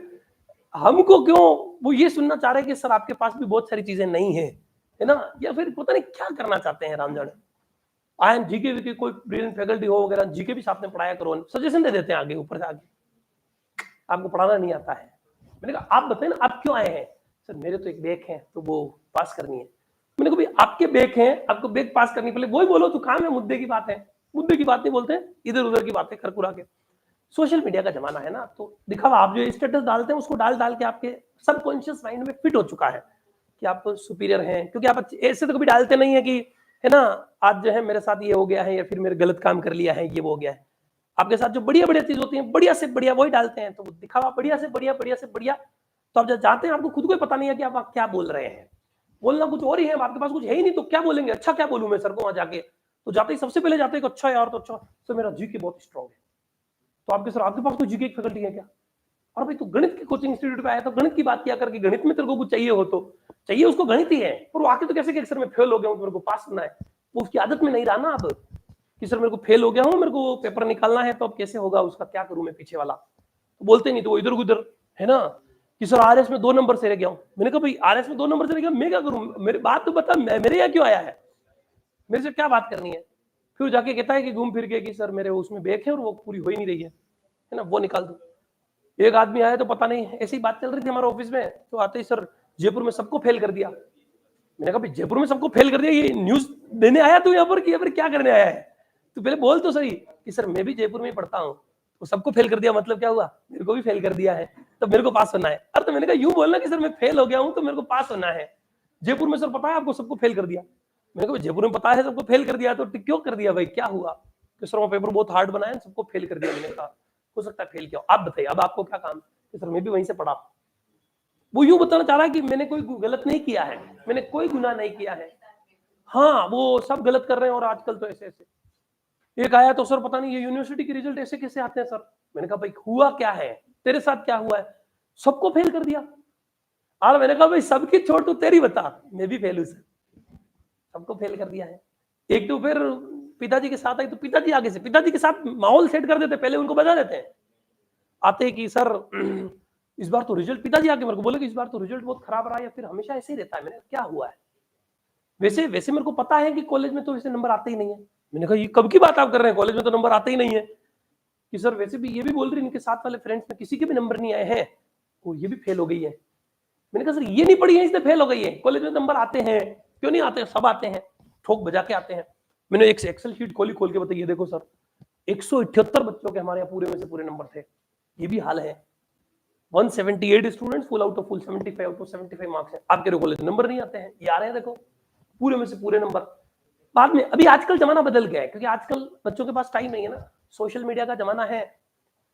तो क्या था, कांच के पीछे से बात करने में समस्या नहीं आती। पहले सोशल मीडिया और इंटरनेट नहीं हुआ करता था, तो चैटिंग वेटिंग का सिस्टम नहीं था, है ना, तो वो छोरा छोरी वाले खेल जो है वो नहीं चलते थे। आज के लिए बहुत ज्यादा चलते हैं। क्यों? क्योंकि पर्दे के पीछे से बोलने में उसको समस्या नहीं है, यू आर सो क्यूट, अभी इतना सा मैसेज भेजने में उसको समस्या ही नहीं है। पहले तो डर होता था ना कि सामने बोल दिया यू आर सो क्यूट, है नहीं है तो चप्पल पड़ सकता है, लोग दूसरे छात्र ने ताकि कूट सकते हैं कि भाई छेड़ रहा है, ये हो रहा है वो हो रहा है ना। सो नाइस ऑफ यू, 4-5 सेंटेंस लगा दिए, फेंक दिए, है ना, इमोजीज भेज दिए, गुलाब भेज दिया, उसको कोई लेना देना ही नहीं। हो सकता है एक साथ 10 को भेज दिया, एक ने एक तो रिप्लाई आएगा जमाना, क्योंकि वो दीवार के पीछे है, सामने तो है नहीं। ये सोच के देखो 3 लड़कियां खड़ी हैं और आगे so nice of you, you are so smart, वो एंड टू एंड चप्पल पड़ेंगे। ये क्या है भाई, तीनों को आके जो है बोल रहा है कि तुम भी स्मार्ट हो, तुम भी स्मार्ट हो, क्या है, क्या चाहिए क्या तेरे को? पर दीवार के पीछे तो विद्वान बोल रहे सर ये इतना कॉमन सेंस है, एक ही को बोलना है, पर ये अक्ल नहीं है ना, आजकल रही नहीं ना अक्ल। चलो पहले तो वो आदमी है ना बोलने से क्योंकि शालीनता बरकरार रहती थी, अब पर्दे के पीछे मुंह ढक के बोलना है, तकलीफ का है। उसको पता मैं बदनाम तो हो ही नहीं रहा हूं, कोई लेना देना तो है नहीं, मेरे को तो कोई देख ही नहीं रहा। तो वो पर्दे के पीछे से यार कुछ किए जा रहे हैं, उनको लगता है कोई देख नहीं रहा। अरे भाई आपको स्वयं आपके अंदर जो बैठा हुआ है वो देख रहा है, और वो देख रहा है, उसकी नजर में आप गिर रहे हैं, और जब आप अपनी ही नजर में गिरते जाते हैं आपको पता ही नहीं चलता आप कितने कायर बन जाते हैं आने वाले समय में। इंसान को निर्भीक और साहसी बनने के लिए खुद की नजरों में महान बनना पड़ता है, तो वो नहीं डरता है। बड़े बड़े क्रिमिनल से उनके इंटरव्यूज हुए, साइकोलॉजी के अंदर सिद्धांत आता है, उन बड़े बड़े क्रिमिनल्स जो भयंकर भयंकर कांड कर चुके हैं उनसे पूछा, बड़े बड़े दिग्गज है ना, जो 100 लोगों को उड़ा देते हैं, बड़े बड़े उनके गिरोह हैं, उनसे पूछा कि आप डर किससे लगता है? तो एक कॉमन आदमी से, जो साधारण आदमी होता है ना, जिसने कोई गलत काम किया ही नहीं धरती के ऊपर, डर उससे लगता है। कि उससे डर क्यों लगता है? कि मैं आज दिन तक कितने बड़े बड़ों का मर्डर कर दिया है, कुछ भी कर दिया है, जेल में नहीं हो, खाली एक साधारण आदमी के बड़ा का रख दिया, उसके कहीं लबड़ा बड़ा हो गया, जेल में बैठा हो, इतना बड़ा दिग्गज हूं, और उसने एक आम आदमी की, जो बोलते हैं ना खोपड़ी खिसक जाती है। महात्मा गांधी एक सिंपल आदमी, सिंपल वहां से आया है, ट्रेन से फेंक दिया बाहर। उसने कहा मैं भाई यहाँ पर वकालत करने आया हूँ, मेरा क्या लेना देना, कलर की वजह से बाहर फेंक दिया। और भी थे, कलर की वजह से बाहर फेंक देना ये कौन सी, मैं तो नहीं उठूंगा ही नहीं, मर जाऊंगा तो मर जाऊंगा, नहीं उठूंगा। पूरी गवर्नमेंट को हिला दिया, साउथ अफ्रीका की पूरी सरकार को झुकाना पड़ा। 15 साल लगे आदमी को, 15 साल सोच लो, आदमी खिसक गई। खिसकने के साथ साथ नॉलेज वॉलेज भी होना चाहिए, यूनिक खिसक गई धूले में पांव लौट रहे, ऐसे नहीं चलेगा। थोड़ा कुछ आपको पास तरीका भी होना चाहिए, है ना, जुनून के साथ साथ ज्ञान भी होना चाहिए। चलिए फिर बढ़ते हैं। सिमेट्रिक ग्रुप समझ आ गया, S1 S2 S3 S4 ऐसे चलता है। फिर एक और चीज है इसी के अंदर, अल्टरनेटिंग ग्रुप। छोटा सा नाम देखिए साहब, अल्टरनेटिंग ग्रुप क्या है, इसको भी ध्यान से समझिए, इसलिए थोड़ा सा पढ़ लो, बाकी तो चलता रहेगा जीवन। मैं कितना ही कह दूं आपको, तो जो पसंद है वो चीजें वही करोगे, है ना। मेरे कितने ज्ञान कितनी बातों से कोई नहीं है। जब मैसेज एक आ जाएगा, सो नाइस ऑफ यू, मार साहब की बातें गई स्वाहा, है ना, लाइक मिल गया एक, है ना, कि आपसे अच्छा इस धरती पे कोई नहीं, बस खत्म हो गया। अब मार साहब तो गए, ज्ञान व्यान सब साइड में, तो बस वो चालू बात, चर्चा चालू। नहीं नहीं बिल्कुल, है ना, मेरा जीवन कोरा कागज, है ना, कोरा ही रह गया। अल्टरनेटिंग ग्रुप, एकांतर समूह। देखिए अल्टरनेटिंग ग्रुप एक और नया ग्रुप है। ये क्या है? The set of all even permutations defined on any finite set ए। कोई एक फाइनाइट सेट है, उसके अंदर क्या है, n नंबर ऑफ एलिमेंट्स हैं, तो विद्वानों हम क्या करते हैं, उसके सारे इवन परमुटेशंस का सेट। सर इवन और ऑड कैसे देखते हैं? आधे इवन होते हैं, आधे ऑड होते हैं, पिछली क्लास में बताया था। एक परमुटेशन को ट्रांसपोजिशन में तोड़ते हैं, और तोड़ने पर नंबर ऑफ ट्रांसपोजिशन अगर इवन आ जाए तो परमुटेशन इवन, और नंबर ऑफ ट्रांसपोजिशन ऑड आ जाए तो परमुटेशन ऑड होता है। सारे इवन परमुटेशन का सेट ग्रुप बनाता है। सर सारे ऑड का परमुटेशन ग्रुप नहीं बनाता। Identity permutation is always even permutation. तो आइडेंटिटी परमुटेशन अगर ऑड में आएगा ही नहीं, तो ऑड वाला तो कभी ग्रुप नहीं बनाता है, लेकिन इवन वाला हमेशा क्या बनाता है, ग्रुप बनाता है। और वो जो इवन वाला ग्रुप बनाता है उसे क्या बोलते हैं, अल्टरनेटिंग ग्रुप। क्या बोलते हैं? Alternating group. और अल्टरनेटिंग ग्रुप में A1 कुछ नहीं होता है, A2 से ही चालू होता है। क्योंकि ध्यान से समझिए, A1 मतलब A1 और A2 दोनों एक ही चीज को बोलते हैं, क्योंकि A2 में भी सिंगलटन सेट ऑफ आइडेंटिटी आएगा और A1 में भी सिंगलटन सेट ऑफ आइडेंटिटी आएगा, तो दोनों का कोई मतलब नहीं है। A1 मतलब एक सेट वाला, एक एलिमेंट किसी सेट में है, उस पर डिफाइन होने वाले परमुटेशन। तो एक सेट में एक ही एलिमेंट है तो परमुटेशन एक ही होता है, और वो इवन होता है। तो A1 भी यही बनेगा। और A2 अगर एक सेट में एक दो एलिमेंट है तो उस पर टोटल परमुटेशन की चर्चा करें तो दो बनते हैं, तो उसमें दो परमुटेशन है, उसमें भी एक इवन एक ऑड, तो एक इवन वाला यही। तो A1 भी यही होता है और A2 भी यही होता है। समझ आ रही है? तो उसको A1 लिखो या A2 लिखो, उसका कोई मतलब है नहीं। पर A3 जो है उसमें क्या होता है, S3 में कितने परमुटेशन होते हैं? 6। उसके आधे क्या हो जाएंगे A3 में, सिर्फ इवन इवन वाले। आइडेंटिटी इवन, इसको तोड़ेंगे तो 1 3 1 2, दो ट्रांसपोजिशन, तो ये भी इवन। इसमें 1 2 1 3, तो दो ट्रांसपोजिशन, ये भी इवन। तो इवन परमुटेशंस के सेट को अल्टरनेटिंग ग्रुप कहते हैं, एकांतर समूह। वो सममित समूह, ये एकांतर समूह। Symmetric group, alternating group. S4 में कितने परमुटेशन होते हैं? 24। 4 फैक्टोरियल यानी 24, लेकिन A4 में कितने होंगे? 24 के आधे यानी 12।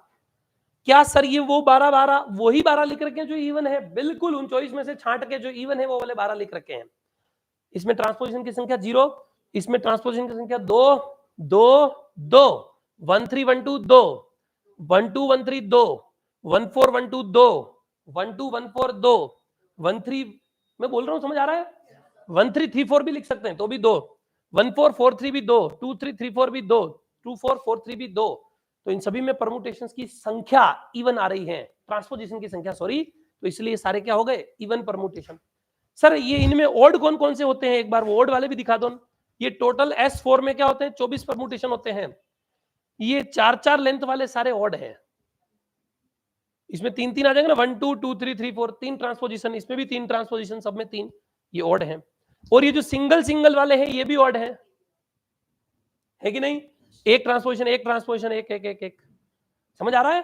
तो 1 2 3 4 5 6 6 ये, और 1 2 3 4 5 6 6 ये, 6 और 6 12 ऑड है, और बचे हुए जो 12 हैं वो सारे इवन हैं। तो हमने जो बचे हुए 12 थे वो 12 सारे के सारे इसमें लिख दिए। ये क्या बन गया? इवन परमुटेशन का सेट। A1 में यही होगा, A1 भी same singleton set of identity. तो सिंगलटन सेट ऑफ आइडेंटिटी होगा यही A1 होगा, क्योंकि एक एलिमेंट में भी इवन परमुटेशन आइडेंटिटी होता है, और आइडेंटिटी और 1 2 वाले हैं उनमें भी इवन परमुटेशन आइडेंटिटी है। तो A1 A2 दोनों में एक ही होता है। अगर हम अगली चर्चा करें विद्वानों, एग्जांपल नंबर 4 यानी कि A5, मुझे बताइए A5 में कितने परमुटेशन आएंगे? बोलो। A5 के अंदर 120 नहीं आएंगे, है ना?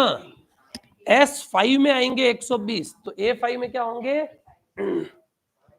60 परमुटेशन। ठीक है, A5 में क्या आएंगे? आधे, 120 के आधे यानी कि 60। अब बात आती है सर कौन से 60 होंगे? ठीक है, तो ध्यान से समझिए, बस छोटी सी बात कर रहा हूं फिर फिनिश, है ना? फिर इसके क्वेश्चंस वगैरह आप ट्राई करेंगे, आपसे हो जाएगा। एक बेसिक जो है इसके अंदर मैं फॉर्मूला बता रहा हूं, ठीक है साहब, properties of a permutation group, right? और उसके बाद आपसे ये सारा का सारा हो जाएगा। कौन से 60 परमुटेशन होते हैं उसकी भी हम चर्चा कर लेते हैं, ध्यान से समझिए।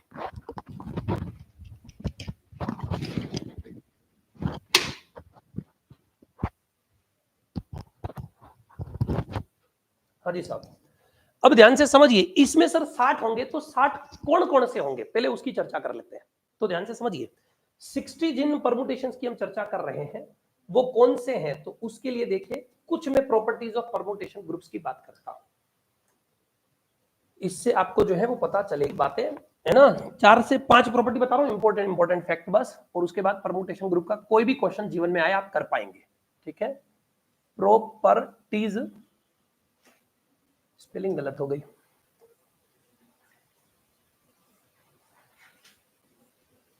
Properties of permutation groups.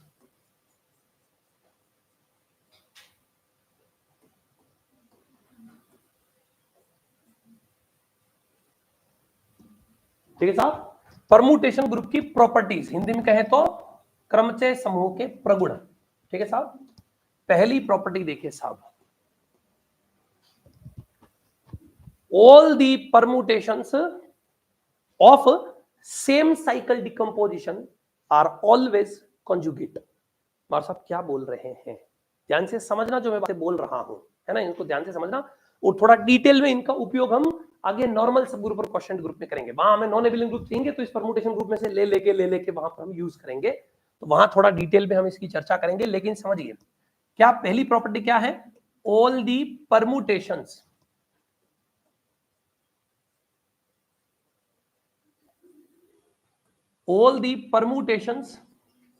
of same cycle decomposition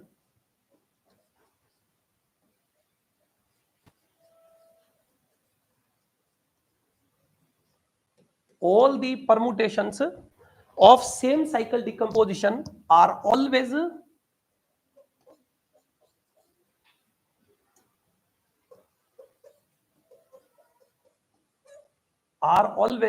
conjugate, are always conjugate to one another।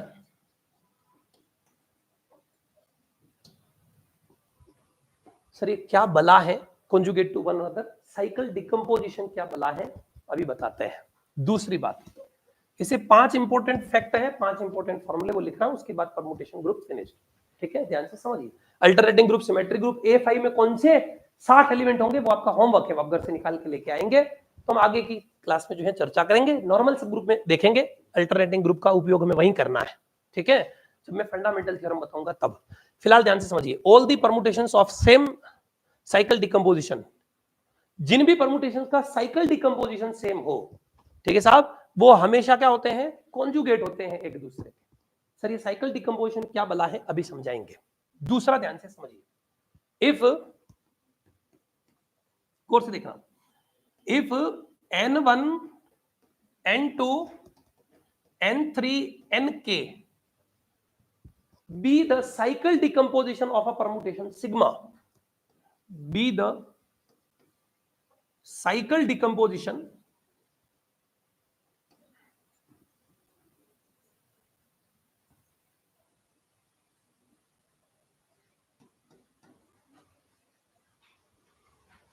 this be the cycle decomposition of a permutation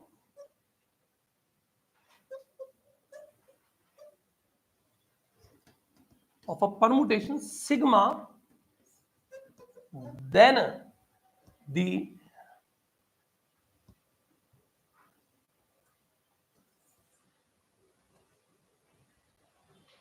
let this one be the cycle decomposition of a permutation sigma defined on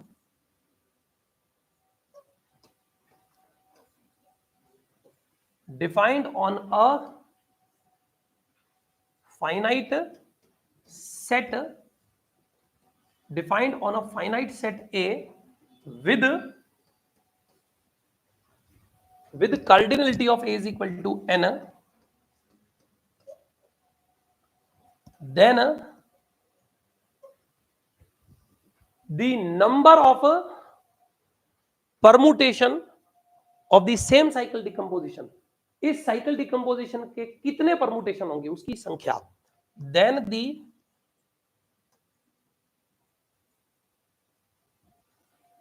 number of permutations, then the number of permutations of same cycle decomposition of same cycle decomposition, then the number of permutations of a same cycle decomposition, same cycle decomposition के कितने permutation होंगे, then the number of permutations of a same cycle decomposition will be equal to,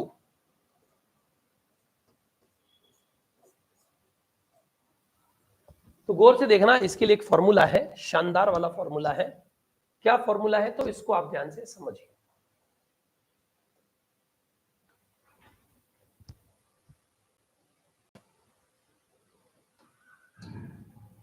गौर से देखिए, formula होता है आपका n factorial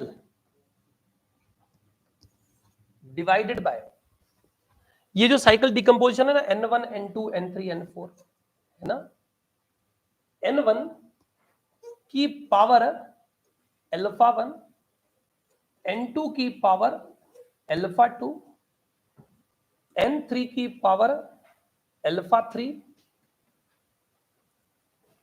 nk की power alpha k,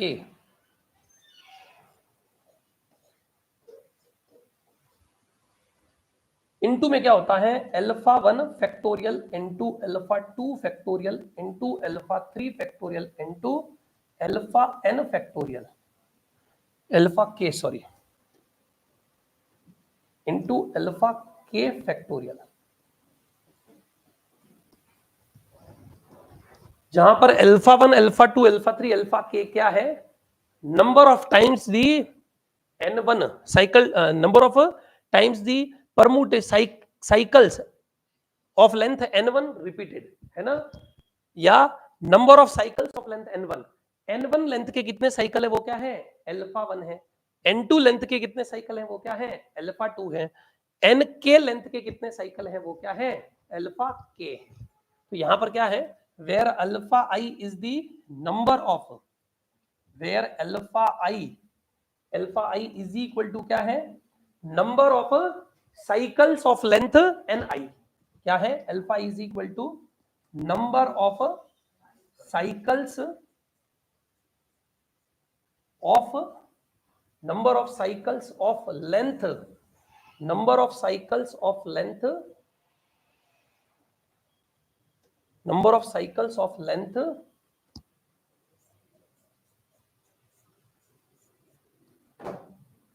N I.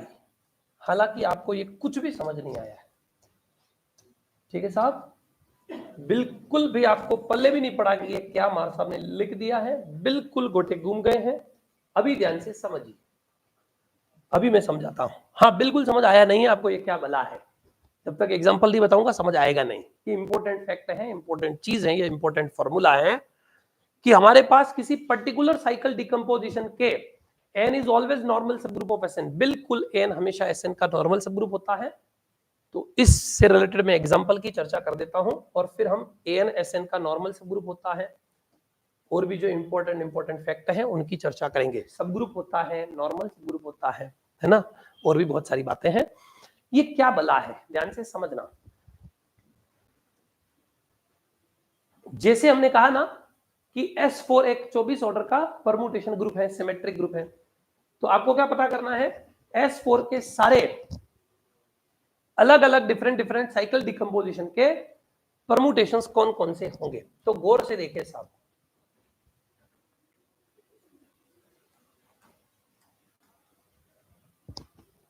Right all the permutations of S4। अब क्या होता है, कई बार पूछ लेते हैं S5 के पास 4 ऑर्डर के कितने परमुटेशन है, S5 के पास 2 ऑर्डर के कितने परमुटेशन है, S6 के पास 3 ऑर्डर के कितने परमुटेशन है। अब आप ऐसे तो है ही नहीं कि S6 मतलब 6 फैक्टोरियल 720 में ढूंढने जाएंगे कि अब 720 में 3 ऑर्डर के कौन कौन से हैं। तो उसके लिए हम ये जो फॉर्मूला है ना इसका उपयोग करते हैं, ठीक है। तो ध्यान से समझिए,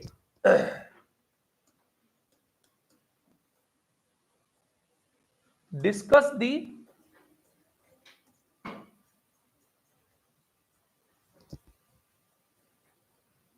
permutations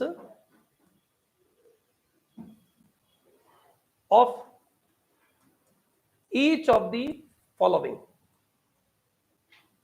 जो निम्न आपके समक्ष परमुटेशन ग्रुप दे रखे हैं उनके सभी परमुटेशन का आपको क्या करना है, स्टडी करना है। जो कौन कौन से परमुटेशन ग्रुप दे रखे हैं मैं उनकी चर्चा करता हूं। S4 लेता हूं, S5 लेता हूं और S6 लेता हूं। सिर्फ इन तीनों के बारे में आपको क्या करना है, पता करना है। S4, S5, S6, right. अब आप ध्यान से समझिए, अभी हम इसको डिस्कस करते हैं, ध्यान से सुनो, समझो मस्ती से। हालांकि मेरे पास है ये सारे, तो अगर आपको थोड़ा डिफिकल्ट लगेगा ये कंसेप्ट तो मैं थोड़ा सा जो है इससे रिलेटेड बहुत सारे एग्जांपल लिखे हुए दिखा दूंगा अगली क्लास में, स्क्रीनशॉट डायरेक्ट दिखा देंगे, लिखना ना पड़े, ऐसा करेंगे। गौर से देखो, ये है हम क्या कर रहे हैं। अब सबसे पहले S4 को मैं जो है डिकोड करता हूं, आप S5 S6 में घर से लिख के लाएंगे। ध्यान से समझना, बहुत इंपॉर्टेंट कंसेप्ट बता रहा हूं, परमुटेशन ग्रुप टिका हुआ ही इसके ऊपर है, इसी से रिलेटेड क्वेश्चन आते हैं। S4 की अगर हम बात कर रहे हैं तो आपको क्या करना है, 4 के साइकिल डिकम्पोजिशन देखने हैं। सर 4 के साइकिल डिकम्पोजिशन बला क्या होती है, ये साइकिल डिकम्पोजिशन कंसेप्ट ही क्या है।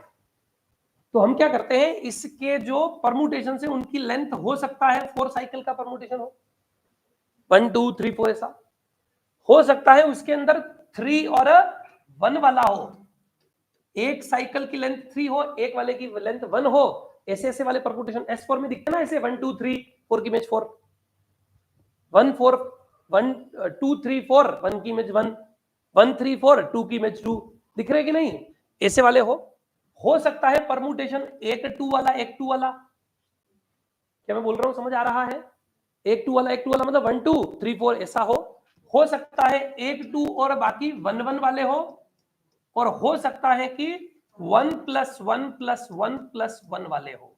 क्या मैं बोल रहा हूं, कुछ कुछ समझ आ रहा है, समझ आ रही है क्या बात, कुछ कुछ समझ आ गई बात। तो पहले मैं लिख रहा हूं साइकिल डिकम्पोजिशंस। तो डिफरेंट साइकिल डिकम्पोजिशंस, ध्यान से समझना, डिफरेंट साइकिल डिकम्पोजिशन,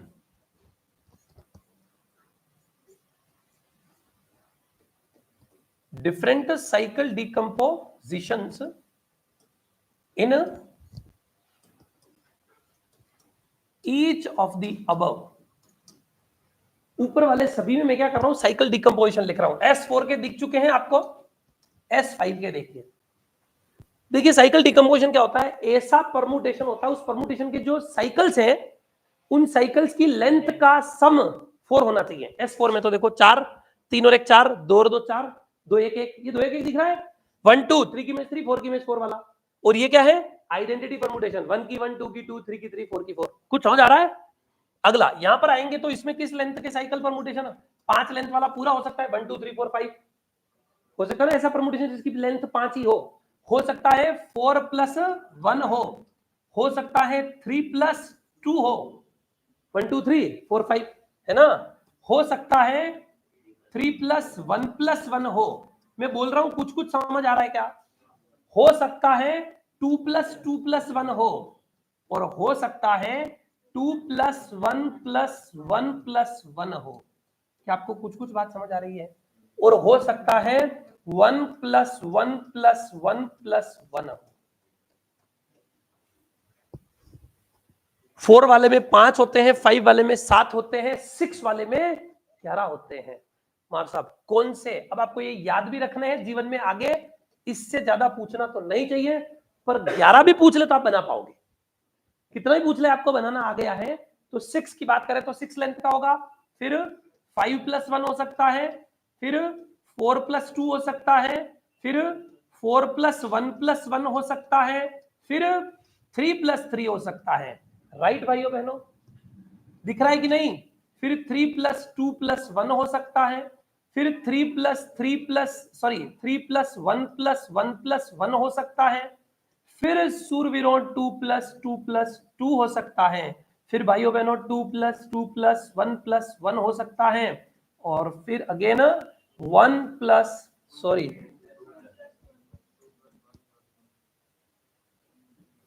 2 + 1 + 1 + 1 + 1 हो सकता है, और फाइनली 1 + 1 + 1 + 1 + 1 + मोबाइल का प्रचार नहीं कर रहा हूं, 1 हो सकता है।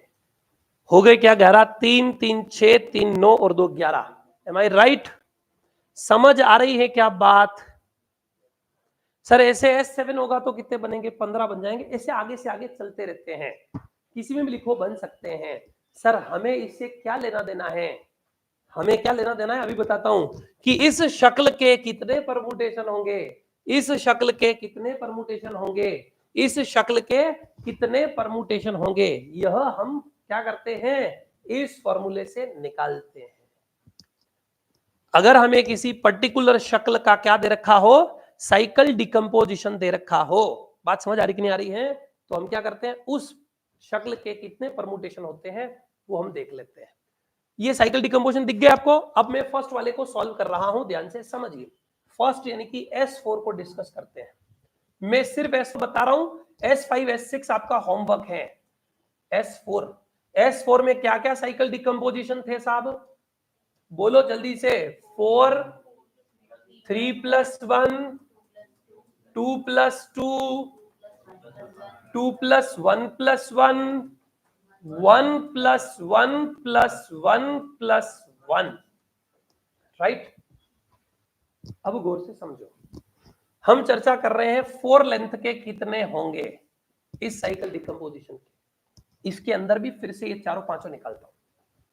हमारा फॉर्मूला होता है n फैक्टोरियल यानी कि 4 फैक्टोरियल डिवाइडेड बाय, गौर से सुनना, 4 लेंथ के इसमें कितने साइकिल हैं, एक साइकिल, तो 4 लेंथ के जितने साइकिल वो इनटू वो जो पावर है उसका फैक्टोरियल, तो ये आ गया 4 फैक्टोरियल अपॉन 4, 4 फैक्टोरियल होता है 24, तो 24/4 दैट इज 6। कुछ समझ आया? और याद है आपको S4 में 4 वाले 6 होते हैं, 1 2 3 4, 1 2 4 3, याद आ रहा है कि नहीं आ रहा है? तो ये 6 परमुटेशन आ गए। दूसरा 3 + 1 लेंथ वाले, तो आपको क्या करना है, n factorial divided by n1 n2 n3, वो जो n1 n2 n3 मतलब 3 वाला कितना है, 1 वाला कितना है, ऐसे हम देखते हैं। हर बार चेक करते हैं उसमें 1 लेंथ के कितने साइकिल हैं, 2 लेंथ के, तो यहां पर हम लिखते हैं 1 की पावर 1 लेंथ के कितने हैं, 1 लेंथ के इसमें कितने हैं 0, तो 1 की पावर 0, 2 लेंथ के कितने हैं 2 की पावर 0, 3 लेंथ के इसमें कितने साइकिल है 3 की पावर 0, और 4 लेंथ के कितने हैं 4 की पावर 1। तो जिनकी पावर 0 है वो तो 1 हो जाएगा, वो हमने लिखे नहीं है। 1 की पावर 0, 2 की पावर 0, 3 की पावर 0, खाली 4 लेंथ का साइकिल था, 4 की पावर 1, और अब जो पावर है उनकी फैक्टोरियल, तो 0 फैक्टोरियल 0 फैक्टोरियल 0 फैक्टोरियल और एक बार 1 फैक्टोरियल, तो 0 फैक्टोरियल का कोई मतलब 1 ही होता है ना, वो नहीं लिखे। इसमें भी क्या आएगा, 1 लेंथ, 2 लेंथ, 3 लेंथ और 4 लेंथ चारों चेक करेंगे, लेकिन 1 और 3 लेंथ के साइकिल है, 2 और 4 लेंथ का तो साइकिल है ही नहीं, तो जिस लेंथ का साइकिल है ही नहीं उसकी टेंशन नहीं लेनी है, समझ आ रही ना। 1 लेंथ के इसमें कितने साइकिल है, 1, इंटू 3 लेंथ के इसमें कितने साइकिल है, 1, इंटू में क्या हो जाएगा जो पावर से उनका फैक्टोरियल, तो 1 फैक्टोरियल इंटू 1 फैक्टोरियल, क्या फॉर्मूला समझ आया क्या, 4 factorial 24 divided by 3 only, that is equal to 8, और आपको ऐसे 3 साइकिल वाले 8 परम्यूटेशन उधर दिख रहे होंगे, अभी दिखाऊंगा अभी मैं, सर पहले दिखा दो ना प्लीज, ये लीजिए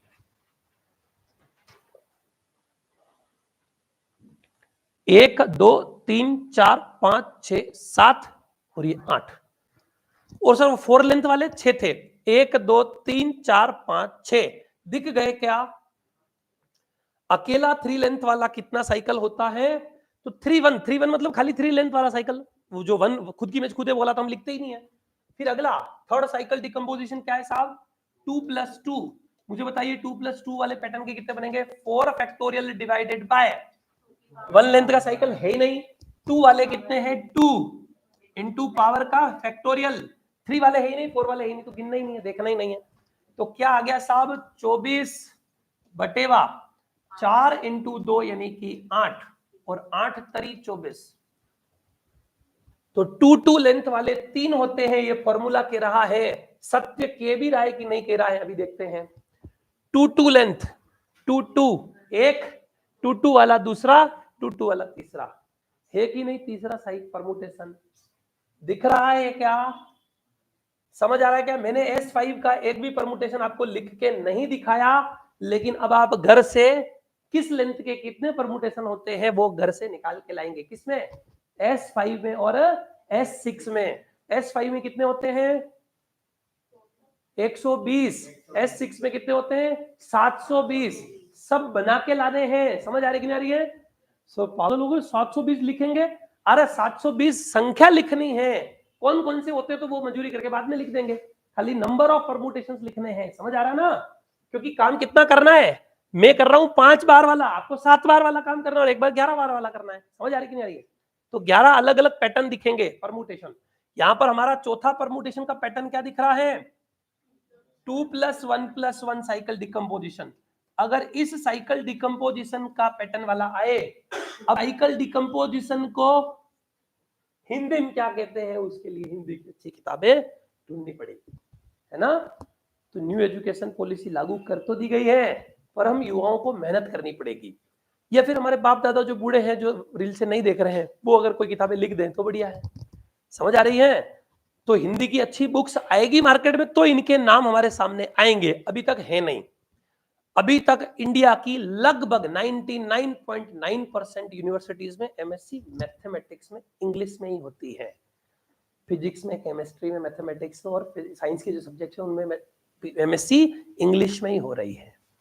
कुछ ओपन की वर्धमान खुला महाविद्यालय जो है उसमें शायद हिंदी की किताब आती जरूर है, बेचारों ने बहुत मेहनत करके लिखी है, कोटा ओपन है कि वर्धमान ओपन है, कौन सी है, उस वजह से उस यूनिवर्सिटी को अभी अवार्ड भी मिला है ना, कोटा और वर्धमान एक ही है, उसको अभी अवार्ड भी मिला है, पिछली बार फर्स्ट नंबर पे जो है वो यूनिवर्सिटी आई है, ओपन यूनिवर्सिटी है लेकिन नंबर बनाया है, मेहनत बहुत की उन्होंने, हिंदी में किताबें लिख करके, शायद एमएससी की किताबें हिंदी में हैं, शायद बीएससी की मैंने देखी उनकी हिंदी की, एमएससी का अभी भी मुझे कंफर्म नहीं है, पर हो सकता है एमएससी की किताबें उनकी हिंदी में हो, बाकी हिंदी में बुक्स है ही नहीं, तो सर फिर हमारे इसरो में इतने बड़े बड़े साइंटिस्ट बैठे, वो क्या वो अंग्रेजी में ही पढ़ते थे, अंग्रेजी में पढ़ना मजबूरी है, हमारी मजबूरी थी, तो क्या सर हमारे बाप दादा कहते थे, हमारे बाप दादाओं ने तो बहुत भारी संस्कृत में किताबें लिखी उन्होंने, फिर संस्कृत के बाद हिंदी आई नहीं, डायरेक्ट अंग्रेजी आ गई, है ना, संस्कृत में हम तब तक लिखा कर रहे थे जब 1200 ईस्वी थी, तब तक हमारे जो है बड़े बड़े मैथमेटिशियन और साइंटिस्ट हुए हैं, हिंदी में है बुक, हाँ वो एमएससी की जो है वो अभी कोशिश कर रहे हैं, अब तो बहुत सारी बीएससी में भी आने लग गई, एमएससी में भी आने लग गई, है ना, आज से कुछ साल पहले तो बिल्कुल भी नहीं आती थी, आपको सुन के ताज्जुब होगा, यूपी में तो शायद अब स्टार्ट हुआ है बीएससी भी हिंदी में, इंग्लिश में ही होता, थ्रू आउट इंग्लिश में ही आता था, अब धीरे धीरे न्यू एजुकेशन पॉलिसी में महत्व दिया जा रहा है कि लोकल लैंग्वेज में पढ़ाओ, लोकल में बात करो, लोकल में थोड़ा समझ में कम आता है बच्चों को। इसके लिए कोई बिल्कुल देसी, बिल्कुल हिंदी मीडियम का आदमी होता है तो समझने में समस्या होती है। मेरे साथ हुई, मुझे पता है ना, मैं इंग्लिश मीडियम का हूं नहीं। जब हिंदी मीडियम में पढ़ा तो समस्याएं बहुत होती थी, तमसी समझ नहीं आती, वो सवाल पूछ रहा वो समझ नहीं आता कि पूछ क्या रहा है, सोल्व तो बाद में करूं, समझ नहीं आ रहा, वो इंग्लिश लैंग्वेज बीच में आड़ी आ जाती थी। तो उसका इशू था, पर क्योंकि किताबें वही वाली थी और वही हमें पढ़ना था। जो मेहनती आदमी थे वो तो डिक्शनरी पास में ले लेके बैठ बैठ के एक एक शब्द खोज खोज के उसका अर्थ का अनर्थ करते करते निकाल लिए सवालों को। और जो मेहनती नहीं रहे तो वो लोग स्किप कर गए, है ना। और इस सोशल मीडिया के जमाने में तो आप तो हाइब्रिड हो चुके हैं। आप लोगों को तो ना, तो आप तो चलो फिर भी कोशिश कर रहे हैं, आपके साथ वाले जो है आपके साथ में तो तादाद में है, आप तो 10% लोग भी नहीं है जो कोशिश कर रहे हैं पढ़ने की, जैसे मजबूरी। रीजन उसके पीछे या तो आप थोड़े बहुत पढ़ने में ठीक रहे हो, या फिर घर परिवार में कोई पढ़ा लिखा आदमी है तो वो जबरदस्ती धकेल रहा है। समझ आ रही है? दो रीजन है, या तो आप पढ़ने लिखने में थोड़े ठीक ठाक हो, या फिर घर परिवार में कोई या तो गवर्नमेंट जॉब में है या फिर कोई न कोई ऐसा है, इस वजह से धकेल रहा है आपको। बाकी जिनके परिवार वालों को भी आता पता नहीं है तो वो तो लोग बस एक काम करता हूँ, प्लेइंग 11 बना लेता हूँ, या फिर क्रिप्टो करेंसी कुछ होती है भारी सीख लेता हूँ, या फिर एसीओ क्या होता है वो बना लेता हूँ, कुछ वेबसाइट डिजाइनिंग क्या होता है ना, थोड़ा कुछ डिजाइनिंग सीख लेता हूँ कुछ। और कचरा रोज 15 दिन पहले क्या सीख रहा था, आज पता नहीं क्या सीख रहा है, अगले 15 दिन बाद क्या सीख रहा, वो तो हाइब्रिड हो गया, वो तो खिचड़ी हो गया है। उसको ना तो ढंग से हिंदी आ रही, ना इंग्लिश आ रही, ना गणित आ रही, ना सब्जेक्ट आ रहा, कुछ नहीं आ रहा है, वो तो इधर उधर मिक्स हो गए। गवर्नमेंट ने बैन लगाना पड़ा कि अब आप फालतू को, ये क्या हो रहा है तुमको, तुम ग्रेजुएशन किए है मैथमेटिक्स में, पोस्ट ग्रेजुएशन किए मैथमेटिक्स में, और तुम फर्स्ट ग्रेड टीचर बन रहे हो हिस्ट्री के, और तुम करना क्या चाह रहे हो। तुमने प्रमोशन रोक दिया कि तुमने ग्रेजुएशन अगर मैथ्स में कर रखी है तो पीजी तुम हिस्ट्री में नहीं कर सकते। और भाई हिस्ट्री में क्यों कर रहे हो तुम, उसके लिए बीए भी करो हिस्ट्री में और फिर एमए करो, दोनों करो तुम, अगर ऐसा करना है तो। तुम ऐसे इधर उधर जंप ले लेते हो, क्योंकि मैथ्स पढ़ना मुश्किल है तो मैथ्स के टीचर घट रहे हैं और उधर बढ़ रहे हैं। और इतने शातिर हो गए हैं मैथ्स के टीचर और मैथ्स के जो स्टूडेंट्स हैं, वो आने वाली जनरेशन है, उनको पहले ही आगे से बोल रहे हैं इधर बहुत मेहनत करनी पड़ेगी, वाह, अगर एंजॉय करना हो तो ले ही मत। तो आजकल आने वाली जो नई जनरेशन है वो तो मैथमेटिक्स में रुझान दिखाई नहीं रही है, उनको तो पता है ये तो बहुत हार्ड विषय है, ये तो निष्ठुर निर्दयी विषय है, और ये निष्ठुर निर्दयी है, इसलिए यहाँ तो मेहनत करनी पड़ती है, यहाँ तो परिश्रम करना पड़ता है ना। तो वो लोग उससे कन्नी काट रहे हैं, दूर जा रहे हैं। आने वाले समय में तो भविष्य बहुत उज्जवल है। एक जमाना था तब सिर्फ पीटीईटी एग्जाम पास कर लिया तो गवर्नमेंट टीचर था, क्योंकि वहां पर सिर्फ बीएड कोई करता ही नहीं था, लोग थे ही नहीं, किसी को इंटरेस्ट था ही नहीं, तो खाली पीटीईटी एग्जाम ही मेन गवर्नमेंट जॉब का एग्जाम होता था कि बस वो पास कर लिया तो मास्टर है। अब तो बीएड हो जाएगी और बीएड के बाद मास्टर बन जाएगा, है ना। आज जमाना बदल गया है, भीड़ ज्यादा आ गई है, अब भीड़ कम हो रही है फिर से साइंस, और साइंस में भी स्पेशली साइंस मैथ्स, है ना, उसमें जो है लोग कम पढ़ रहे हैं। तो जैसे जैसे कम पढ़ेंगे, जरूरत तो है ही, साइंस मैथ्स के स्टूडेंट्स कम पढ़ रहे हैं, इसका तात्पर्य नहीं आपको ऐसे लग रहा होगा कि कम पढ़ रहे हैं, कहां पढ़ रहे हैं, हमारे तो मान ही नहीं रहे साथ में। तुम्हारे साथ वाले बहुत थे, तुम जो ग्रेजुएशन किए हो उस समय अलग कथा थी और अब अलग कथा है। मैं जब पढ़ा करता था हमारे बैच के अंदर अगर 100 लोग स्टूडेंट हुआ करते थे तो 80 से ज्यादा गणित के होते थे, 80 85, 15 से 20 बायो के होते थे, बाकी मैथ्स लेने वाले बहुत तादाद में होते थे हम जब पढ़ा करते थे। उसके बाद धीरे धीरे वो परसेंटेज कम हुआ, आज 80-20 उल्टा हो गया है। आज 80 स्टूडेंट जो है बायो के होते हैं, क्योंकि वो कुछ नहीं तो हुआ चलो डॉक्टर बनेंगे, नहीं बने तो नर्स ही बन जाएंगे, है ना। नर्सिंग, आज बहुत बड़े बड़े नर्सिंग कोचिंग इंस्टीट्यूट है, नर्सिंग के कॉलेज में सेमेस्टरों में बैक लग रही तो वो पास कैसे हो उसके लिए अलग से भयंकर लेवल पे कोचिंग चल रही है, भयंकर। तो वो समय का खेल है, समय का परिवर्तन है। पर जिस दौर में जहां लोग कम होते हैं तो फिर डिमांड के हिसाब से सप्लाई तो करनी पड़ती है। ऐसा तो है नहीं कि 10वीं की गणित बंद कर दी है, 10वीं तक गणित तो पढ़ाना पड़ेगा ही। और हर जगह आईटी सेक्टर हुआ, कोई भी सेक्टर हुआ, बिना मैथ्स पढ़े आदमी समझेगा कैसे। तो उसको मैथ्स तो पढ़नी है, पॉलिटेक्निक कॉलेज में है, कॉमर्स कॉलेज में है, आर्ट्स कॉलेज में है, साइंस कॉलेज में, सब जगह मैथ्स है, मैथ्स तो उसको पढ़नी ही है। अकाउंट्स पढ़ रहा है तो भी गणित पढ़नी है उसको, है ना। इकोनॉमिक्स पढ़ रहा है तो भी मैथमेटिक्स पढ़नी है, स्टैटिस्टिक्स पढ़ रहा है तो भी मैथमेटिक्स पढ़नी है, कंप्यूटर साइंस पढ़ रहा है तो भी मैथमेटिक्स पढ़नी है। तो उसके बिना तो वो जिएगा कैसे, पढ़ना तो उसको है ही, ठोक बजा के इधर नहीं तो उधर जाके करना है ना। और बायोलॉजी वाले हैं तो वो तो चलो ठीक है। नर्सिंग, आपको सुन के ताज्जुब होगा, मतलब इंजेक्शन लगाने के लिए मारामारी मची हुई है। अभी आप तो गए नहीं कॉलेज में, आपने एनालिसिस किया नहीं है, ये क्या है, परसों तूने इंजेक्शन लगाया, कल तू भी लगाएगी, मैं नहीं लगाऊंगी। अरे भाई वो पेशेंट है, वो डर गया है, ये क्या हो गया है, लड़ा क्यों रहे, इंजेक्शन मैं लगाऊंगी, आज मेरा नंबर है, नंबर ही नहीं आ रहा, इतने नस हो गए हैं उसमें, वेट में लाइन में खड़े हुए हैं, जल्दी आके लगा रहे, मैं लगा देती हूँ जल्दी, उससे पहले मेरे काम तो ट्रेनिंग हो जाएगी, है ना। नहीं डबल डोज तो नहीं लगाते, वो रिपोर्ट देनी पड़ती है उनको, तो डबल डोज तो नहीं लगाते हैं। 100 रुपए में, मैं तो एक नर्सिंग कर रहा हूँ, छोरे को पूछा मैंने क्या है, एक इंजेक्शन के 100 रुपए मिलते हैं इंजेक्शन लगाने के, तो आज मेरे 5 इंजेक्शन पूरे हो गए, 500 रुपए हो गए पूरे। ये नर्सिंग स्टाफ की स्थिति है, मतलब स्थिति सब जगह ऐसी है, वो कोरोना काल के चक्कर में बायोलॉजी ज्यादा ले ली, अब ऐसे दैनिक सब डॉक्टर बन जाएंगे, वहां तो डॉक्टरों का तो हाल ही बेहाल है। खाली उससे हुआ ये कि बेड बहुत बढ़ गई, तो जो एमबीबीएस के कॉलेजेस हैं उनकी डिमांड बढ़ गई, जो 20 लाख रुपए और 25 लाख रुपए डोनेशन लिया करते थे, वो 80 लाख 90 लाख 1 करोड़ के आसपास डोनेशन लेते हैं। हाँ वहां तक पहुंच गया है, 1 करोड़ 20-20 लाख, जब 20-25 लाख डोनेशन हुआ करता, मेरी सिस्टर जब एमबीबीएस में थी 25 लाख रुपए डोनेशन था, वो नहीं दी हमने, है ना। जब मेरी सिस्टर एमबीबीएस कर रही थी तब 25 लाख रुपए थे, हमने कहा आगे बढ़ने दो, फॉरेन से कर लो, वहां तो 25-30 लाख में तो पूरी डिग्री हो जाएगी, या तो खाली डोनेशन है, फिर तो 5-7 लाख, उसमें 5-7 लाख रुपए साल की फीस होती है, आजकल साल की फीस भी 10-12-15 लाख है, वो हर सेमेस्टर की फीस, साल की फीस है, वो तो अलग है, वो डोनेशन अलग है ना। ऊपर से लोन होते हैं बड़े बड़े और बहुत सारा, तो वो अलग, क्यों, क्योंकि डिमांड और सप्लाई सीधा सिद्धांत है जीवन का, तो भीड़ जहां पर बहुत ज्यादा है तो वहां पर तो आनंद है ज्यादा, है ना। तो इसलिए थोड़ा सा आप जो है पढ़ लीजिए। सर स्क्रीनशॉट भी दिलवाना, बिल्कुल दिलवाएंगे स्क्रीनशॉट, है ना। तो ये ध्यान से समझो, 4 फैक्टोरियल, इसको अगर हम सिंप्लीफाई करेंगे तो क्या आ जाएगा, 2 की पावर 1 इंटू 1 की पावर 2, और मल्टीप्लाई में क्या आ जाएगा 2 फैक्टोरियल, तो सीधा सीधा निष्कर्ष क्या निकला, 4 फैक्टोरियल दैट इज 24, और divided by 2 into 2 4 that is 6, तो 2 1 1 वाले कितने साइकिल होंगे, 20 होंगे, और 1 प्लस 1 प्लस 1 प्लस 1 वाले 1 प्लस 1 प्लस 1 प्लस 1 वाले कितने होंगे, 4 फैक्टोरियल डिवाइडेड बाय 1 की पावर 4 इंटू 4 फैक्टोरियल, तो मुझे बताओ 4 फैक्टोरियल क्या होता है, 24 डिवाइडेड बाय 24, राइट। तो एक, और हम जानते हैं ना 1 1 1 1 वाला तो आइडेंटिटी होता है, और टोटल देखेंगे इनको जोड़ेंगे तो कितने आ रहे हैं, 8 6 14 और 6 20 और 3 और 1 4 24, और जानते हैं ना S4 के पास चॉइस होते हैं। सिमिलरली आपको S4 नहीं, किसमें काम करना है, S5 में, इन सभी के पैटर्न लिखने हैं और उनकी टोटल 120 आनी चाहिए, इन 11 पैटर्न्स को लिखना है और उनकी सभी के निकाल के टोटल 720 होनी चाहिए, ये आपको घर से निकाल के लाना है।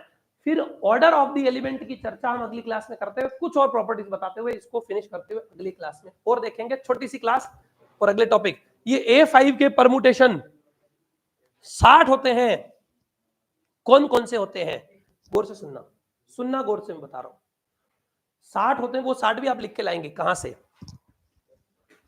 ये 5 वाला है, गौर से देखना जिसकी मैं बात कर रहा हूं, 5 लेंथ का साइकिल होता है, उसमें ट्रांसपोजिशन 4 होते हैं, तो 4 क्या हो गया इवन, तो ये जो नंबर आएंगे वो क्या आएंगे इवन, A5 के सारे परमुटेशन है ये सभी परमुटेशन किसमें जाएंगे, A5 में, समझ आ रही है बात।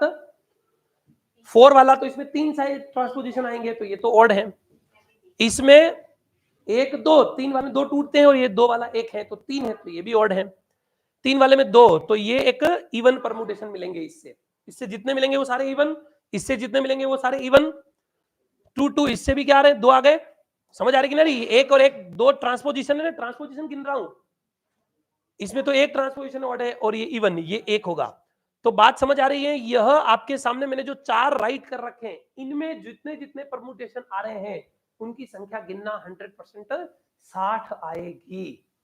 सिमिलरली इसमें भी जो जो इवन है उनको गिनना तो 360 आएगी।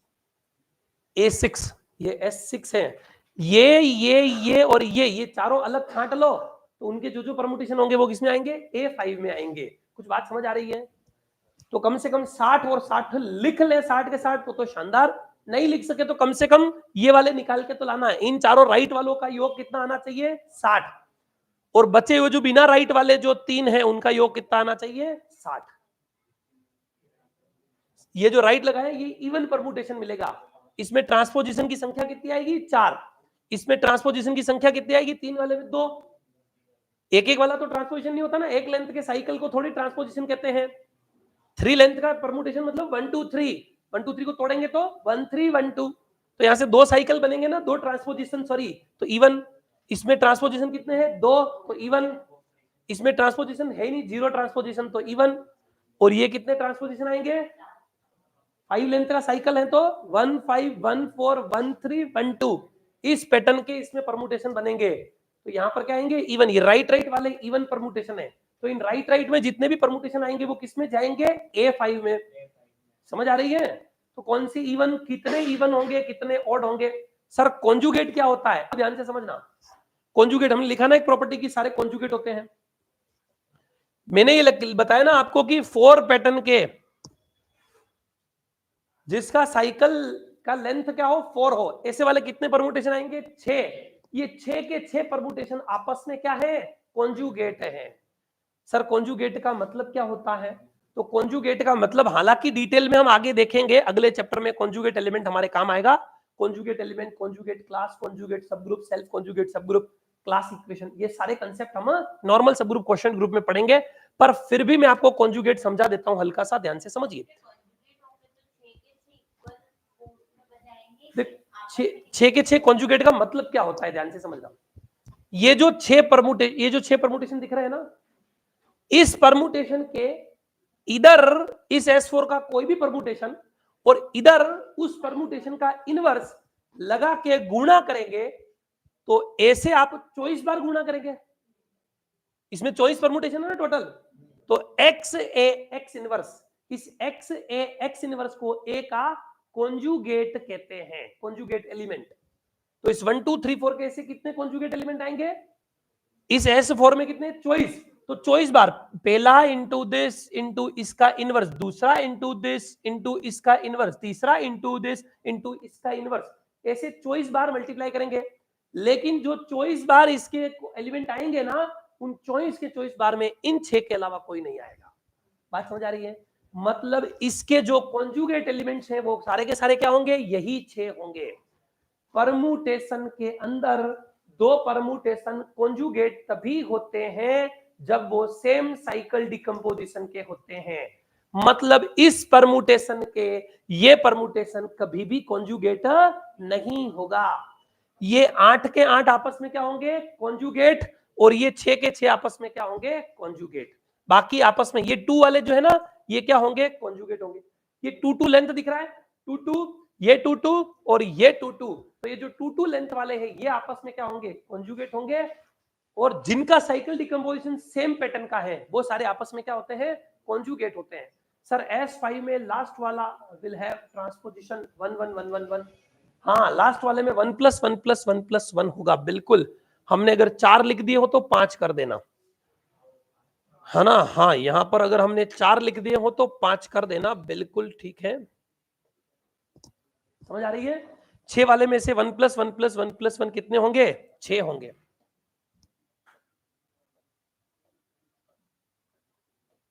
ठीक है? समझ आ रही कि नहीं आ रही है? तो सर इवन होगा क्या? इवन होगा। क्यों होगा इवन? 5 से देख के इवन नहीं बोल रहे हैं, इवन किससे देख के बोलते हैं? ट्रांसपोजिशन। तो ये तो आइडेंटिटी परमुटेशन, इसमें ट्रांसपोजिशन नहीं होता है ना एक भी। 1 लेंथ वाले सारे साइकिल हैं, तो 2 लेंथ का तो एक भी साइक्लिक परमुटेशन नहीं है इसमें, तो 2 लेंथ वाला तो इसमें एक भी नहीं है। हम उसको तोड़ते हैं और फिर 2 2 लेंथ वाले कितने हैं? जैसे 5 है सर, इसमें भी तो 2 लेंथ वाला कहां है? पर इसको हम तोड़ेंगे तो क्या आएगा? 1 5 1 4 1 3 1 2। तो 2 2 लेंथ वाले इसमें कितने टूटेंगे? 4 टूटेंगे। जानते हैं क्या? 1 2 3 4 5 है, इसको ट्रांसपोजिशन में तोड़ेंगे तो क्या आएगा? 1 5 1 4 1 3 1 2। समझ आ रही ना? तो 4 ट्रांसपोजिशन और number of transposition 4 which is even, therefore this will be even permutation. Are you getting? बात समझ आ रही कि नहीं आ रही है? तो इस तरीके से इनके आप निकाल के लेके आएंगे। इससे आगे की चर्चा हम अगली क्लास में करेंगे। आप अब आज की क्लास के स्क्रीनशॉट ले लीजिए जल्दी से। कुछ प्रॉपर्टीज और कुछ कंसेप्ट्स के साथ हम अगली क्लास में फिर मिलेंगे। हाँ जी, डिसजॉइंट वाले सवाल। हाँ हाँ, एक बहुत अच्छा सवाल है विद्वानों, ध्यान से समझिए। एक इन्होंने एक ग्रुप में क्वेश्चन भेजा था, वो मैंने कहा था कि याद दिलाना मेरे को क्लास में। अच्छा सवाल है ना? एक अच्छे एग्जाम में आया हुआ क्वेश्चन है। क्वेश्चन क्या है सर? गौर से सुनना। क्वेश्चन ये है कि which of the following is oblique or disjoint permutation. सवाल सिंपल सा क्या है, which of the following is oblique or disjoint permutation. एक क्वेश्चन लिख रहा हूं, घर से सॉल्व कर लेना, होमवर्क है, यहां लिख देता हूं तो अगली क्लास में डिस्कस हो जाएगा।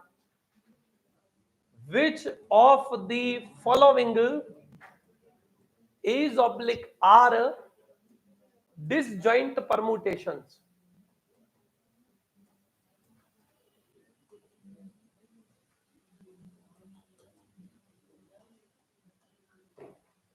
कौन से डिसजॉइंट परमुटेशंस हैं, आपको ये पता करना है। पहला आइडेंटिटी, दूसरा सबके साथ चेक करना इनको, दूसरा 2 3 4 और आइडेंटिटी, तीसरा 1 2 3 की इमेज 3 4 की इमेज 4, चौथा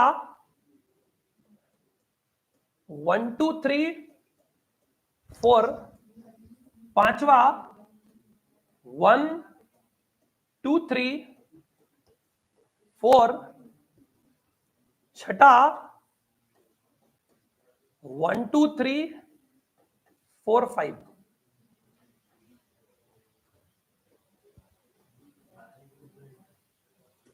सारे डिसजॉइंट है,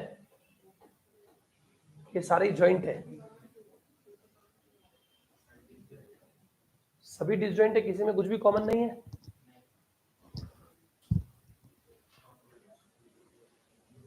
समझ है ना सर, कोई सा भी परमुटेशन किसी के भी साथ ले लो डिसजॉइंट है, ऐसा इनका मानना है।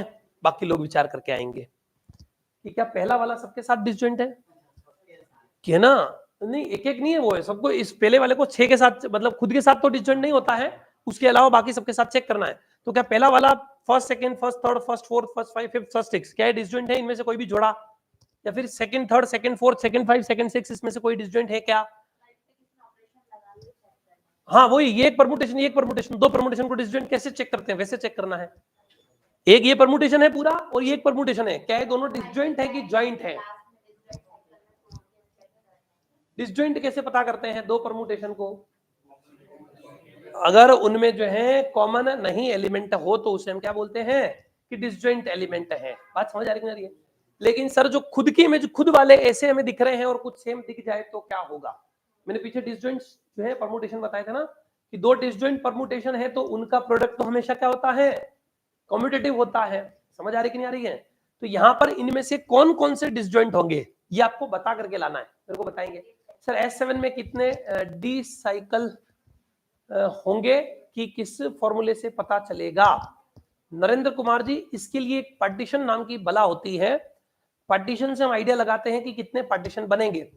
जैसे S7 है, हमने S4 S5 S6 तो लिख दिया, S7 के लिए हमारे पास सर ऐसा कोई फॉर्मूला होता है क्या जिससे हम देख सकें? तो उसके लिए पैटर्न बनता है। 7 है तो हमें क्या करना है, 7 को कितने डिफरेंट नेचुरल नंबर के सम के रूप में लिख सकते हैं, वो पैटर्न लगेगा। जैसे 7 6 + 1 5 + 2 5 + 1 + 1 4 + 3 4 + 2 + 1 4 + 2 + 2, मैं बोल रहा हूँ समझ आ रही कि नहीं आ रही है? सॉरी 4 + 2 + 1 4 + 1 + 1 4 + 3 4 + 2 + 1 4 + 1 + 1 + 1 3 + 3 + 1 3 + 3 + 3 + 2 + 2 3 + 2 + 1 + 1, ऐसे करके लिखेंगे 15 बनेंगे। समझ आ रही है? सर डायरेक्ट कोई फॉर्मूला होता है क्या? डायरेक्ट कोई फॉर्मूला नहीं है, ध्यान रख ले। पार्टीशन के लिए वैसे फॉर्मूला होता है, पीछे हमने डिस्कस किया है वो, लेकिन आप इस तरीके से लिख दें। हालांकि एस सर हमारे ऐसे आ गया तो कि S20 के सारे परमुटेशन लिखो, नहीं आता है ना S20 के सारे, क्योंकि साइकिल डिकम्पोजिशन बहुत ज्यादा हो जाते हैं। समझ आ रही ना? रामानुजन सर ने, उनकी अगर मूवी देखी हो आपने तो ट्रेन में यही सवाल पूछते हैं रामानुजन सर एक टीटी से, है ना, एक बैठे हुए होते हैं वो और ऐसे ऐसे कर रहे होते हैं, पार्टीशन ढूंढ रहे होते हैं, इसको पार्टीशन थ्योरी बोलते हैं पूरे की पूरे को। तो पार्टीशन होते हैं तो वो उसको समझा रहे होते हैं कि देखो तुम्हें दिखने में बहुत आसान लग रहा है कि 1 का एक ही पार्टीशन है, 2 के 2 ही पार्टीशन है, 2 और एक 1 + 1, 3 के 3 ही पार्टीशन है, 3 2 + 1 1 + 1 + 1, लेकिन तुमको ऐसे लग रहा है ये आगे जाके भयावह रूप ले लेता है। 4 के 5 पार्टीशन, 5 के 7 पार्टीशन, 6 के 11 पार्टीशन, है ना।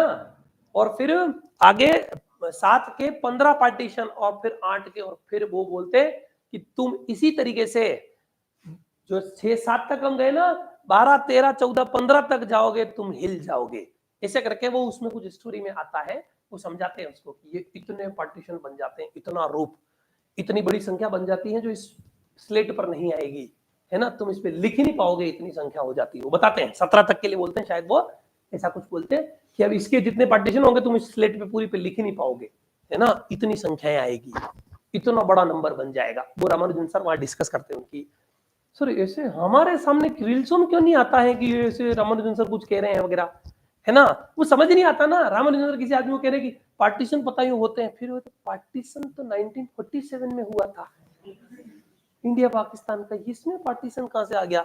तो थोड़ी देर कोशिश भी कर लेता है तो 1-2 तक जाता है, फिर अच्छा इतनी बड़ी संख्या आएगी, वाह आती होगी, कहाँ काम की है जीवन में, तो कोई पढ़ा लिखा है नहीं, तो आपने वो उसको यूज ही नहीं किया जीवन में, तो आपको फिर रील समझ नहीं आती है, फिर उसके व्यूज नहीं आते, फिर आदमी कोई बनाता नहीं है ना।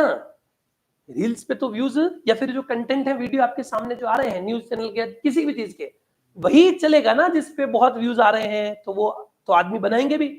तो हर आदमी जो है मास्टर लोग हैं, वो भी अपना सब काम धंधा छोड़ छुड़ा के यही बनाने बैठ गए। बड़े बड़े रिनोल्ड फैकल्टीज हैं जिन्होंने बड़े बड़े जो है डिग्रियां ले रखी हैं और वो लेके आ गए हैं, और वो ऐसे ही काम कर रहे हैं आके, जो छोरों को पसंद है वही।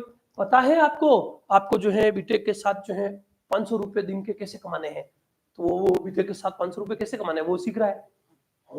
ये बढ़िया बात करी, 500 रुपए रोज के आ जाए तो मजे आ जाए, है ना। अब वो मैथमेटिक्स का मास्टर है वो आगे, या फिर कोई बढ़िया है ना लिटरेचर का भी टीचर है, कोई सा टीचर है, तो आपको पता है आपकी जो है गर्लफ्रेंड नहीं बन रही है, तो मैं बताता हूँ ट्रिक कैसे गर्लफ्रेंड बनाई जाती है। अरे भाई तेरे ये काम है, फालतू के नवरे मास्टर है तुम। मास्टरों का काम कुछ और है, भविष्य निर्माण करना, लोगों का भविष्य तबाह किया जा रहा है ना। और ऐसे ही कोई मैडम है गलती से बाई चांस कभी जो है ना बर्थडे था उस दिन कोई ड्रेस पहन के आ गई, वो भयंकर व्यूज आ गए, उस मैडम ने ड्रेसिंग सेंस ही चेंज कर दिया। पहले डिसेंट आया करती थी, उसको पता चला कि अब पहले आती थी तब कोई पढ़ता ही नहीं था, वीडियोस नहीं आ रहे थे। एक दिन में किसी फंक्शन से आके क्लास ले ली गलती से, और उसके बाद वो भयंकर व्यूज आ रहे हैं। जितने इंडिया में 9वीं क्लास के छोरे नहीं है पूरे इंडिया के अंदर, उससे 10 गुना ज्यादा उनके व्यूज हैं। और 9वीं क्लास के छोरे देख रहे हैं। अब मैं अक्ल नहीं मैडम को, 9वीं क्लास के देख ही नहीं रहे। आपका जो है ना वीडियो नहीं, वहां पूरी 9th क्लास का टॉपिक पढ़ा रहे हैं मैडम।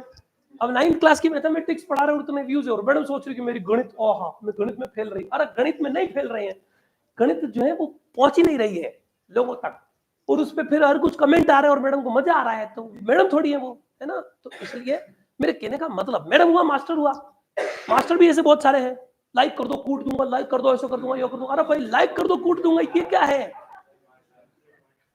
ना। अब मैं आ जाऊं आप सब लोगों के सामने, देखो मेरा हाथ टूटा हो फिर भी मैं पढ़ा रहा हूं, 20-20 रुपए दे दो, 20-20 रुपए, क्या तुम अकल, मैं तुम्हारे लिए कितनी मेहनत कर रहा हूं, 20 रुपए में 20 रुपए नहीं कर सकते तुम। मार साहब देखो ऑपरेशन है, बहुत बड़ा ऑपरेशन, क्या है मतलब वो मर गए हैं, खत्म।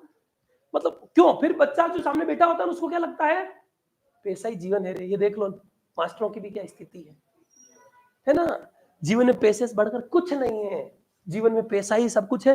ये देख लो हमारे दो लकड़े मार साहब पाँव लौट गए हैं। मैं भी इनको कह दूं थोड़ा सा धूड़ा चाट ले, गोबर चाट ले, मार साहब चाट लेंगे, क्यों, पैसा। तो उस बच्चे को फिर अक्ल क्या आती है, उसको क्या फोकस, पैसा ही जीवन है, बाकी से फालतू की बातें सब। ये टीचर फीचर गुरु कुछ नहीं होता, गुरु पूर्णिमा सब स्वाहा है ना। गुरु कुछ नहीं होता, पूर्णिमा होती, वो उसका ध्यान फिर जो है पैसा, ऐशो आराम, जिंदगी सब उधर जा रहा है, उसका ध्यान फिर जा ही नहीं रहा पढ़ाई में और ज्ञान पे, और वो ज्ञान पे फोकस कर रहे हैं, ज्ञान क्या होता है। और फिर उसको सो कॉल्ड जो है ना जो सेलिब्रिटीज है, जिस सेलिब्रिटी ने वो कितना बड़ा सेलिब्रिटी को सोचना, जिस आदमी ने बहुत कम मेहनत करी और उसको बहुत ज्यादा मिल गया, ये गजब इसको कहते हैं। बिना मेहनत के भी देखो कितना कमा लिया। अरे बिना मेहनत के मिल जाए उसको हराम का पैसा कहते हैं, या उसको हराम की कमाई कहते हैं। अगर बिना मेहनत के भी मिल गया तो सोच के देखो वो फालतू की चीज है।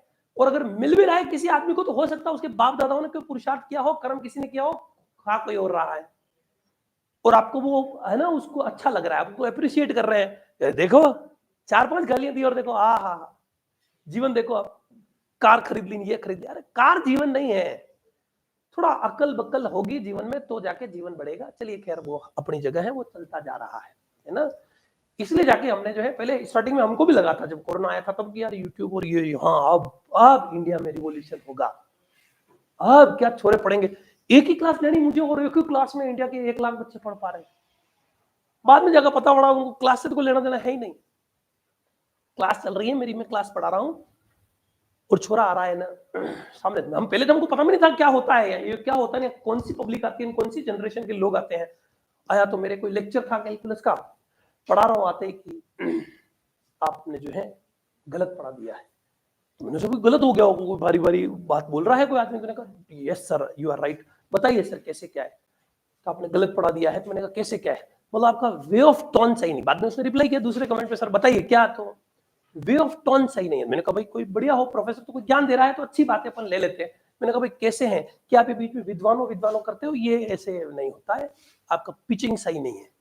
मैंने कहा पता नहीं क्या बोल रहा है। फिर मैंने पूछ लिया, फिर उनको मैंने पूछ लिया कि भाई आप बताइए, मैं आप सर बढ़िया वेरी गुड, मैं इसको कोशिश करूंगा धीरे धीरे इंप्रूवमेंट करने की कोशिश करूं कि आप इंग्लिश बोले तो सिर्फ इंग्लिश बोले, हिंदी बोले तो सिर्फ हिंदी बोले। तो मैंने कहा ठीक है सर, आप कौन से कॉलेज में प्रोफेसर हैं, कहाँ पढ़ा रहे हैं वगैरह थोड़ा सा मैंने वो पूछा।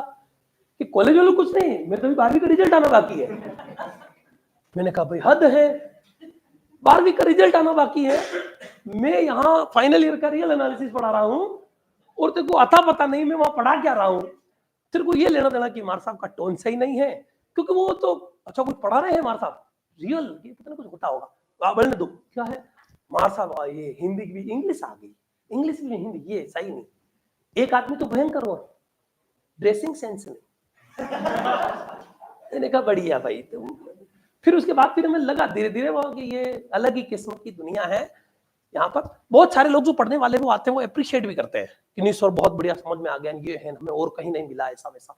तो फिर उनको बच्चों को बोल देता हूँ कि पढ़ना है तो हमारा एप्लीकेशन है, वहां की पढ़ो, वहां पर ना बीच में कोई एडवर्टाइज आता है ना बीच में कोई फालतू की चीज आती है, तुम्हें सिस्टमेटिक है मिलता है, ये सब कुछ है वगैरह वगैरह। एक आदमी तो भयंकर आया है, आपने सर वीडियो ज्यादा बना दी है। और मैंने कभी ज्यादा बढ़ा दिया तो बढ़िया हो गया ना, ज्यादा वीडियो नहीं सर, ज्यादा बहुत इसका मतलब है मुझे मिल ही नहीं थे। मैंने आपकी वीडियो उस पर देखे 800 वीडियो, इसका मतलब कंटेंट तो बहुत है, तो मेरे को मिल ही नहीं रहा है। मैंने कहा तेरे को मिलेगा कहां से, तू पढ़ रहा है एक वीडियो, दूसरे वीडियो में तो तू बॉलीवुड में चला गया, तीसरे वीडियो में हॉलीवुड चला गया, फिर वापस आएगा मेरे, तू खुद ही भूल गया कि कहां था पहले, तो थोड़ी ना मिलेगा। एक आदमी तो भयंकर है, मतलब कॉल किया मेरे को, सर आपने गलत पढ़ा दिया, स्क्रीनशॉट भेजा उसने मेरे को। मैंने कहा भाई भारी है यार ये, मैंने कहा मैंने कब पढ़ा दिया है, मेरे को समझ नहीं आ रहा है। फोटो देखा उसने, मैंने कहा आप मेरा वीडियो एक लेक्चर नंबर भेजो, मेरे को खुद नहीं समझ आ रहा मैंने ऐसा कब पढ़ाया। सर लेक्चर नंबर ये और भेज दिया। मैंने देखा उसमें, मैंने कहा ऐसा तो कोई लेक्चर ही नहीं हमारा। सॉरी सर मैं कोई और चैनल देख रहा था। अरे भाई तू कोई और चैनल देख रहा है, फोन किसी और को लगा रहा है, पता नहीं। वो मैंने सर सेव किए थे, यूट्यूब वाले मस्त सर, तो यूट्यूब वाले मस्त सर, मैंने कहा यूट्यूब वाले गंज है वहां, मैं थोड़ी हूँ धरती पे।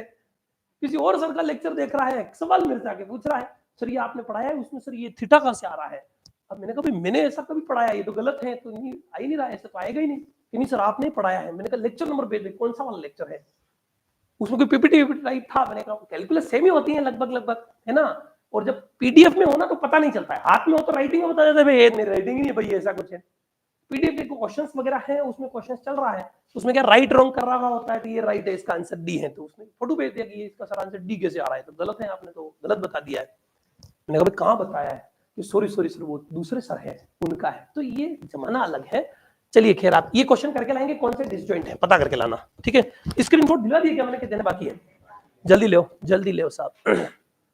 थोड़ा मामला लंबा हो गया, पता नहीं कहां से कहां पहुंच गए अपन, इसलिए क्या है थोड़ा सा परमुटेशन ग्रुप यहीं से ले, है ना, बाकी हम पढ़ चुके हैं। परमुटेशन ग्रुप लीजिए, जल्दी से स्क्रीनशॉट लीजिए, है ना, first page of today's class done. Now second one, दूसरा पेज का स्क्रीनशॉट ले, पढ़ लो थोड़ा सा, थोड़ी लंबी हो गई क्लास पर, ठीक है। तीसरा पेज, थोड़ी बातें ज्यादा हो गई आज की क्लास में, अगली क्लास में ध्यान रखेंगे। चौथा पेज सिमेट्रिक ग्रुप,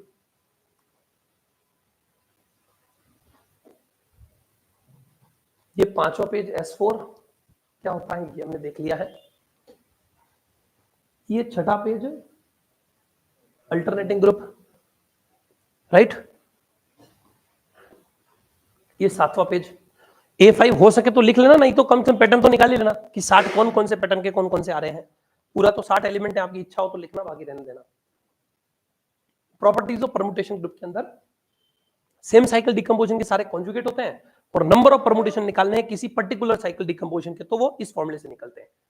और ये मैंने साइकिल डिकम्पोजिशन बनाए S4 S5 S6 S3 S2 S1, उसमें बन जाएंगे वो, कोई है ना, बड़े वाले ही बताए थोड़े से, और S7 S8 से आगे नहीं आता है जीवन में, है ना, वो भी नहीं आते हैं, वो भी अच्छे एग्जाम में आते हैं कि अंदर ही कुछ ऑर्डर ऑफ एलिमेंट और ऐसे पूछ सकते हैं। S4 S3 S4 S5 यहां तक पूछते हैं हाईएस्ट।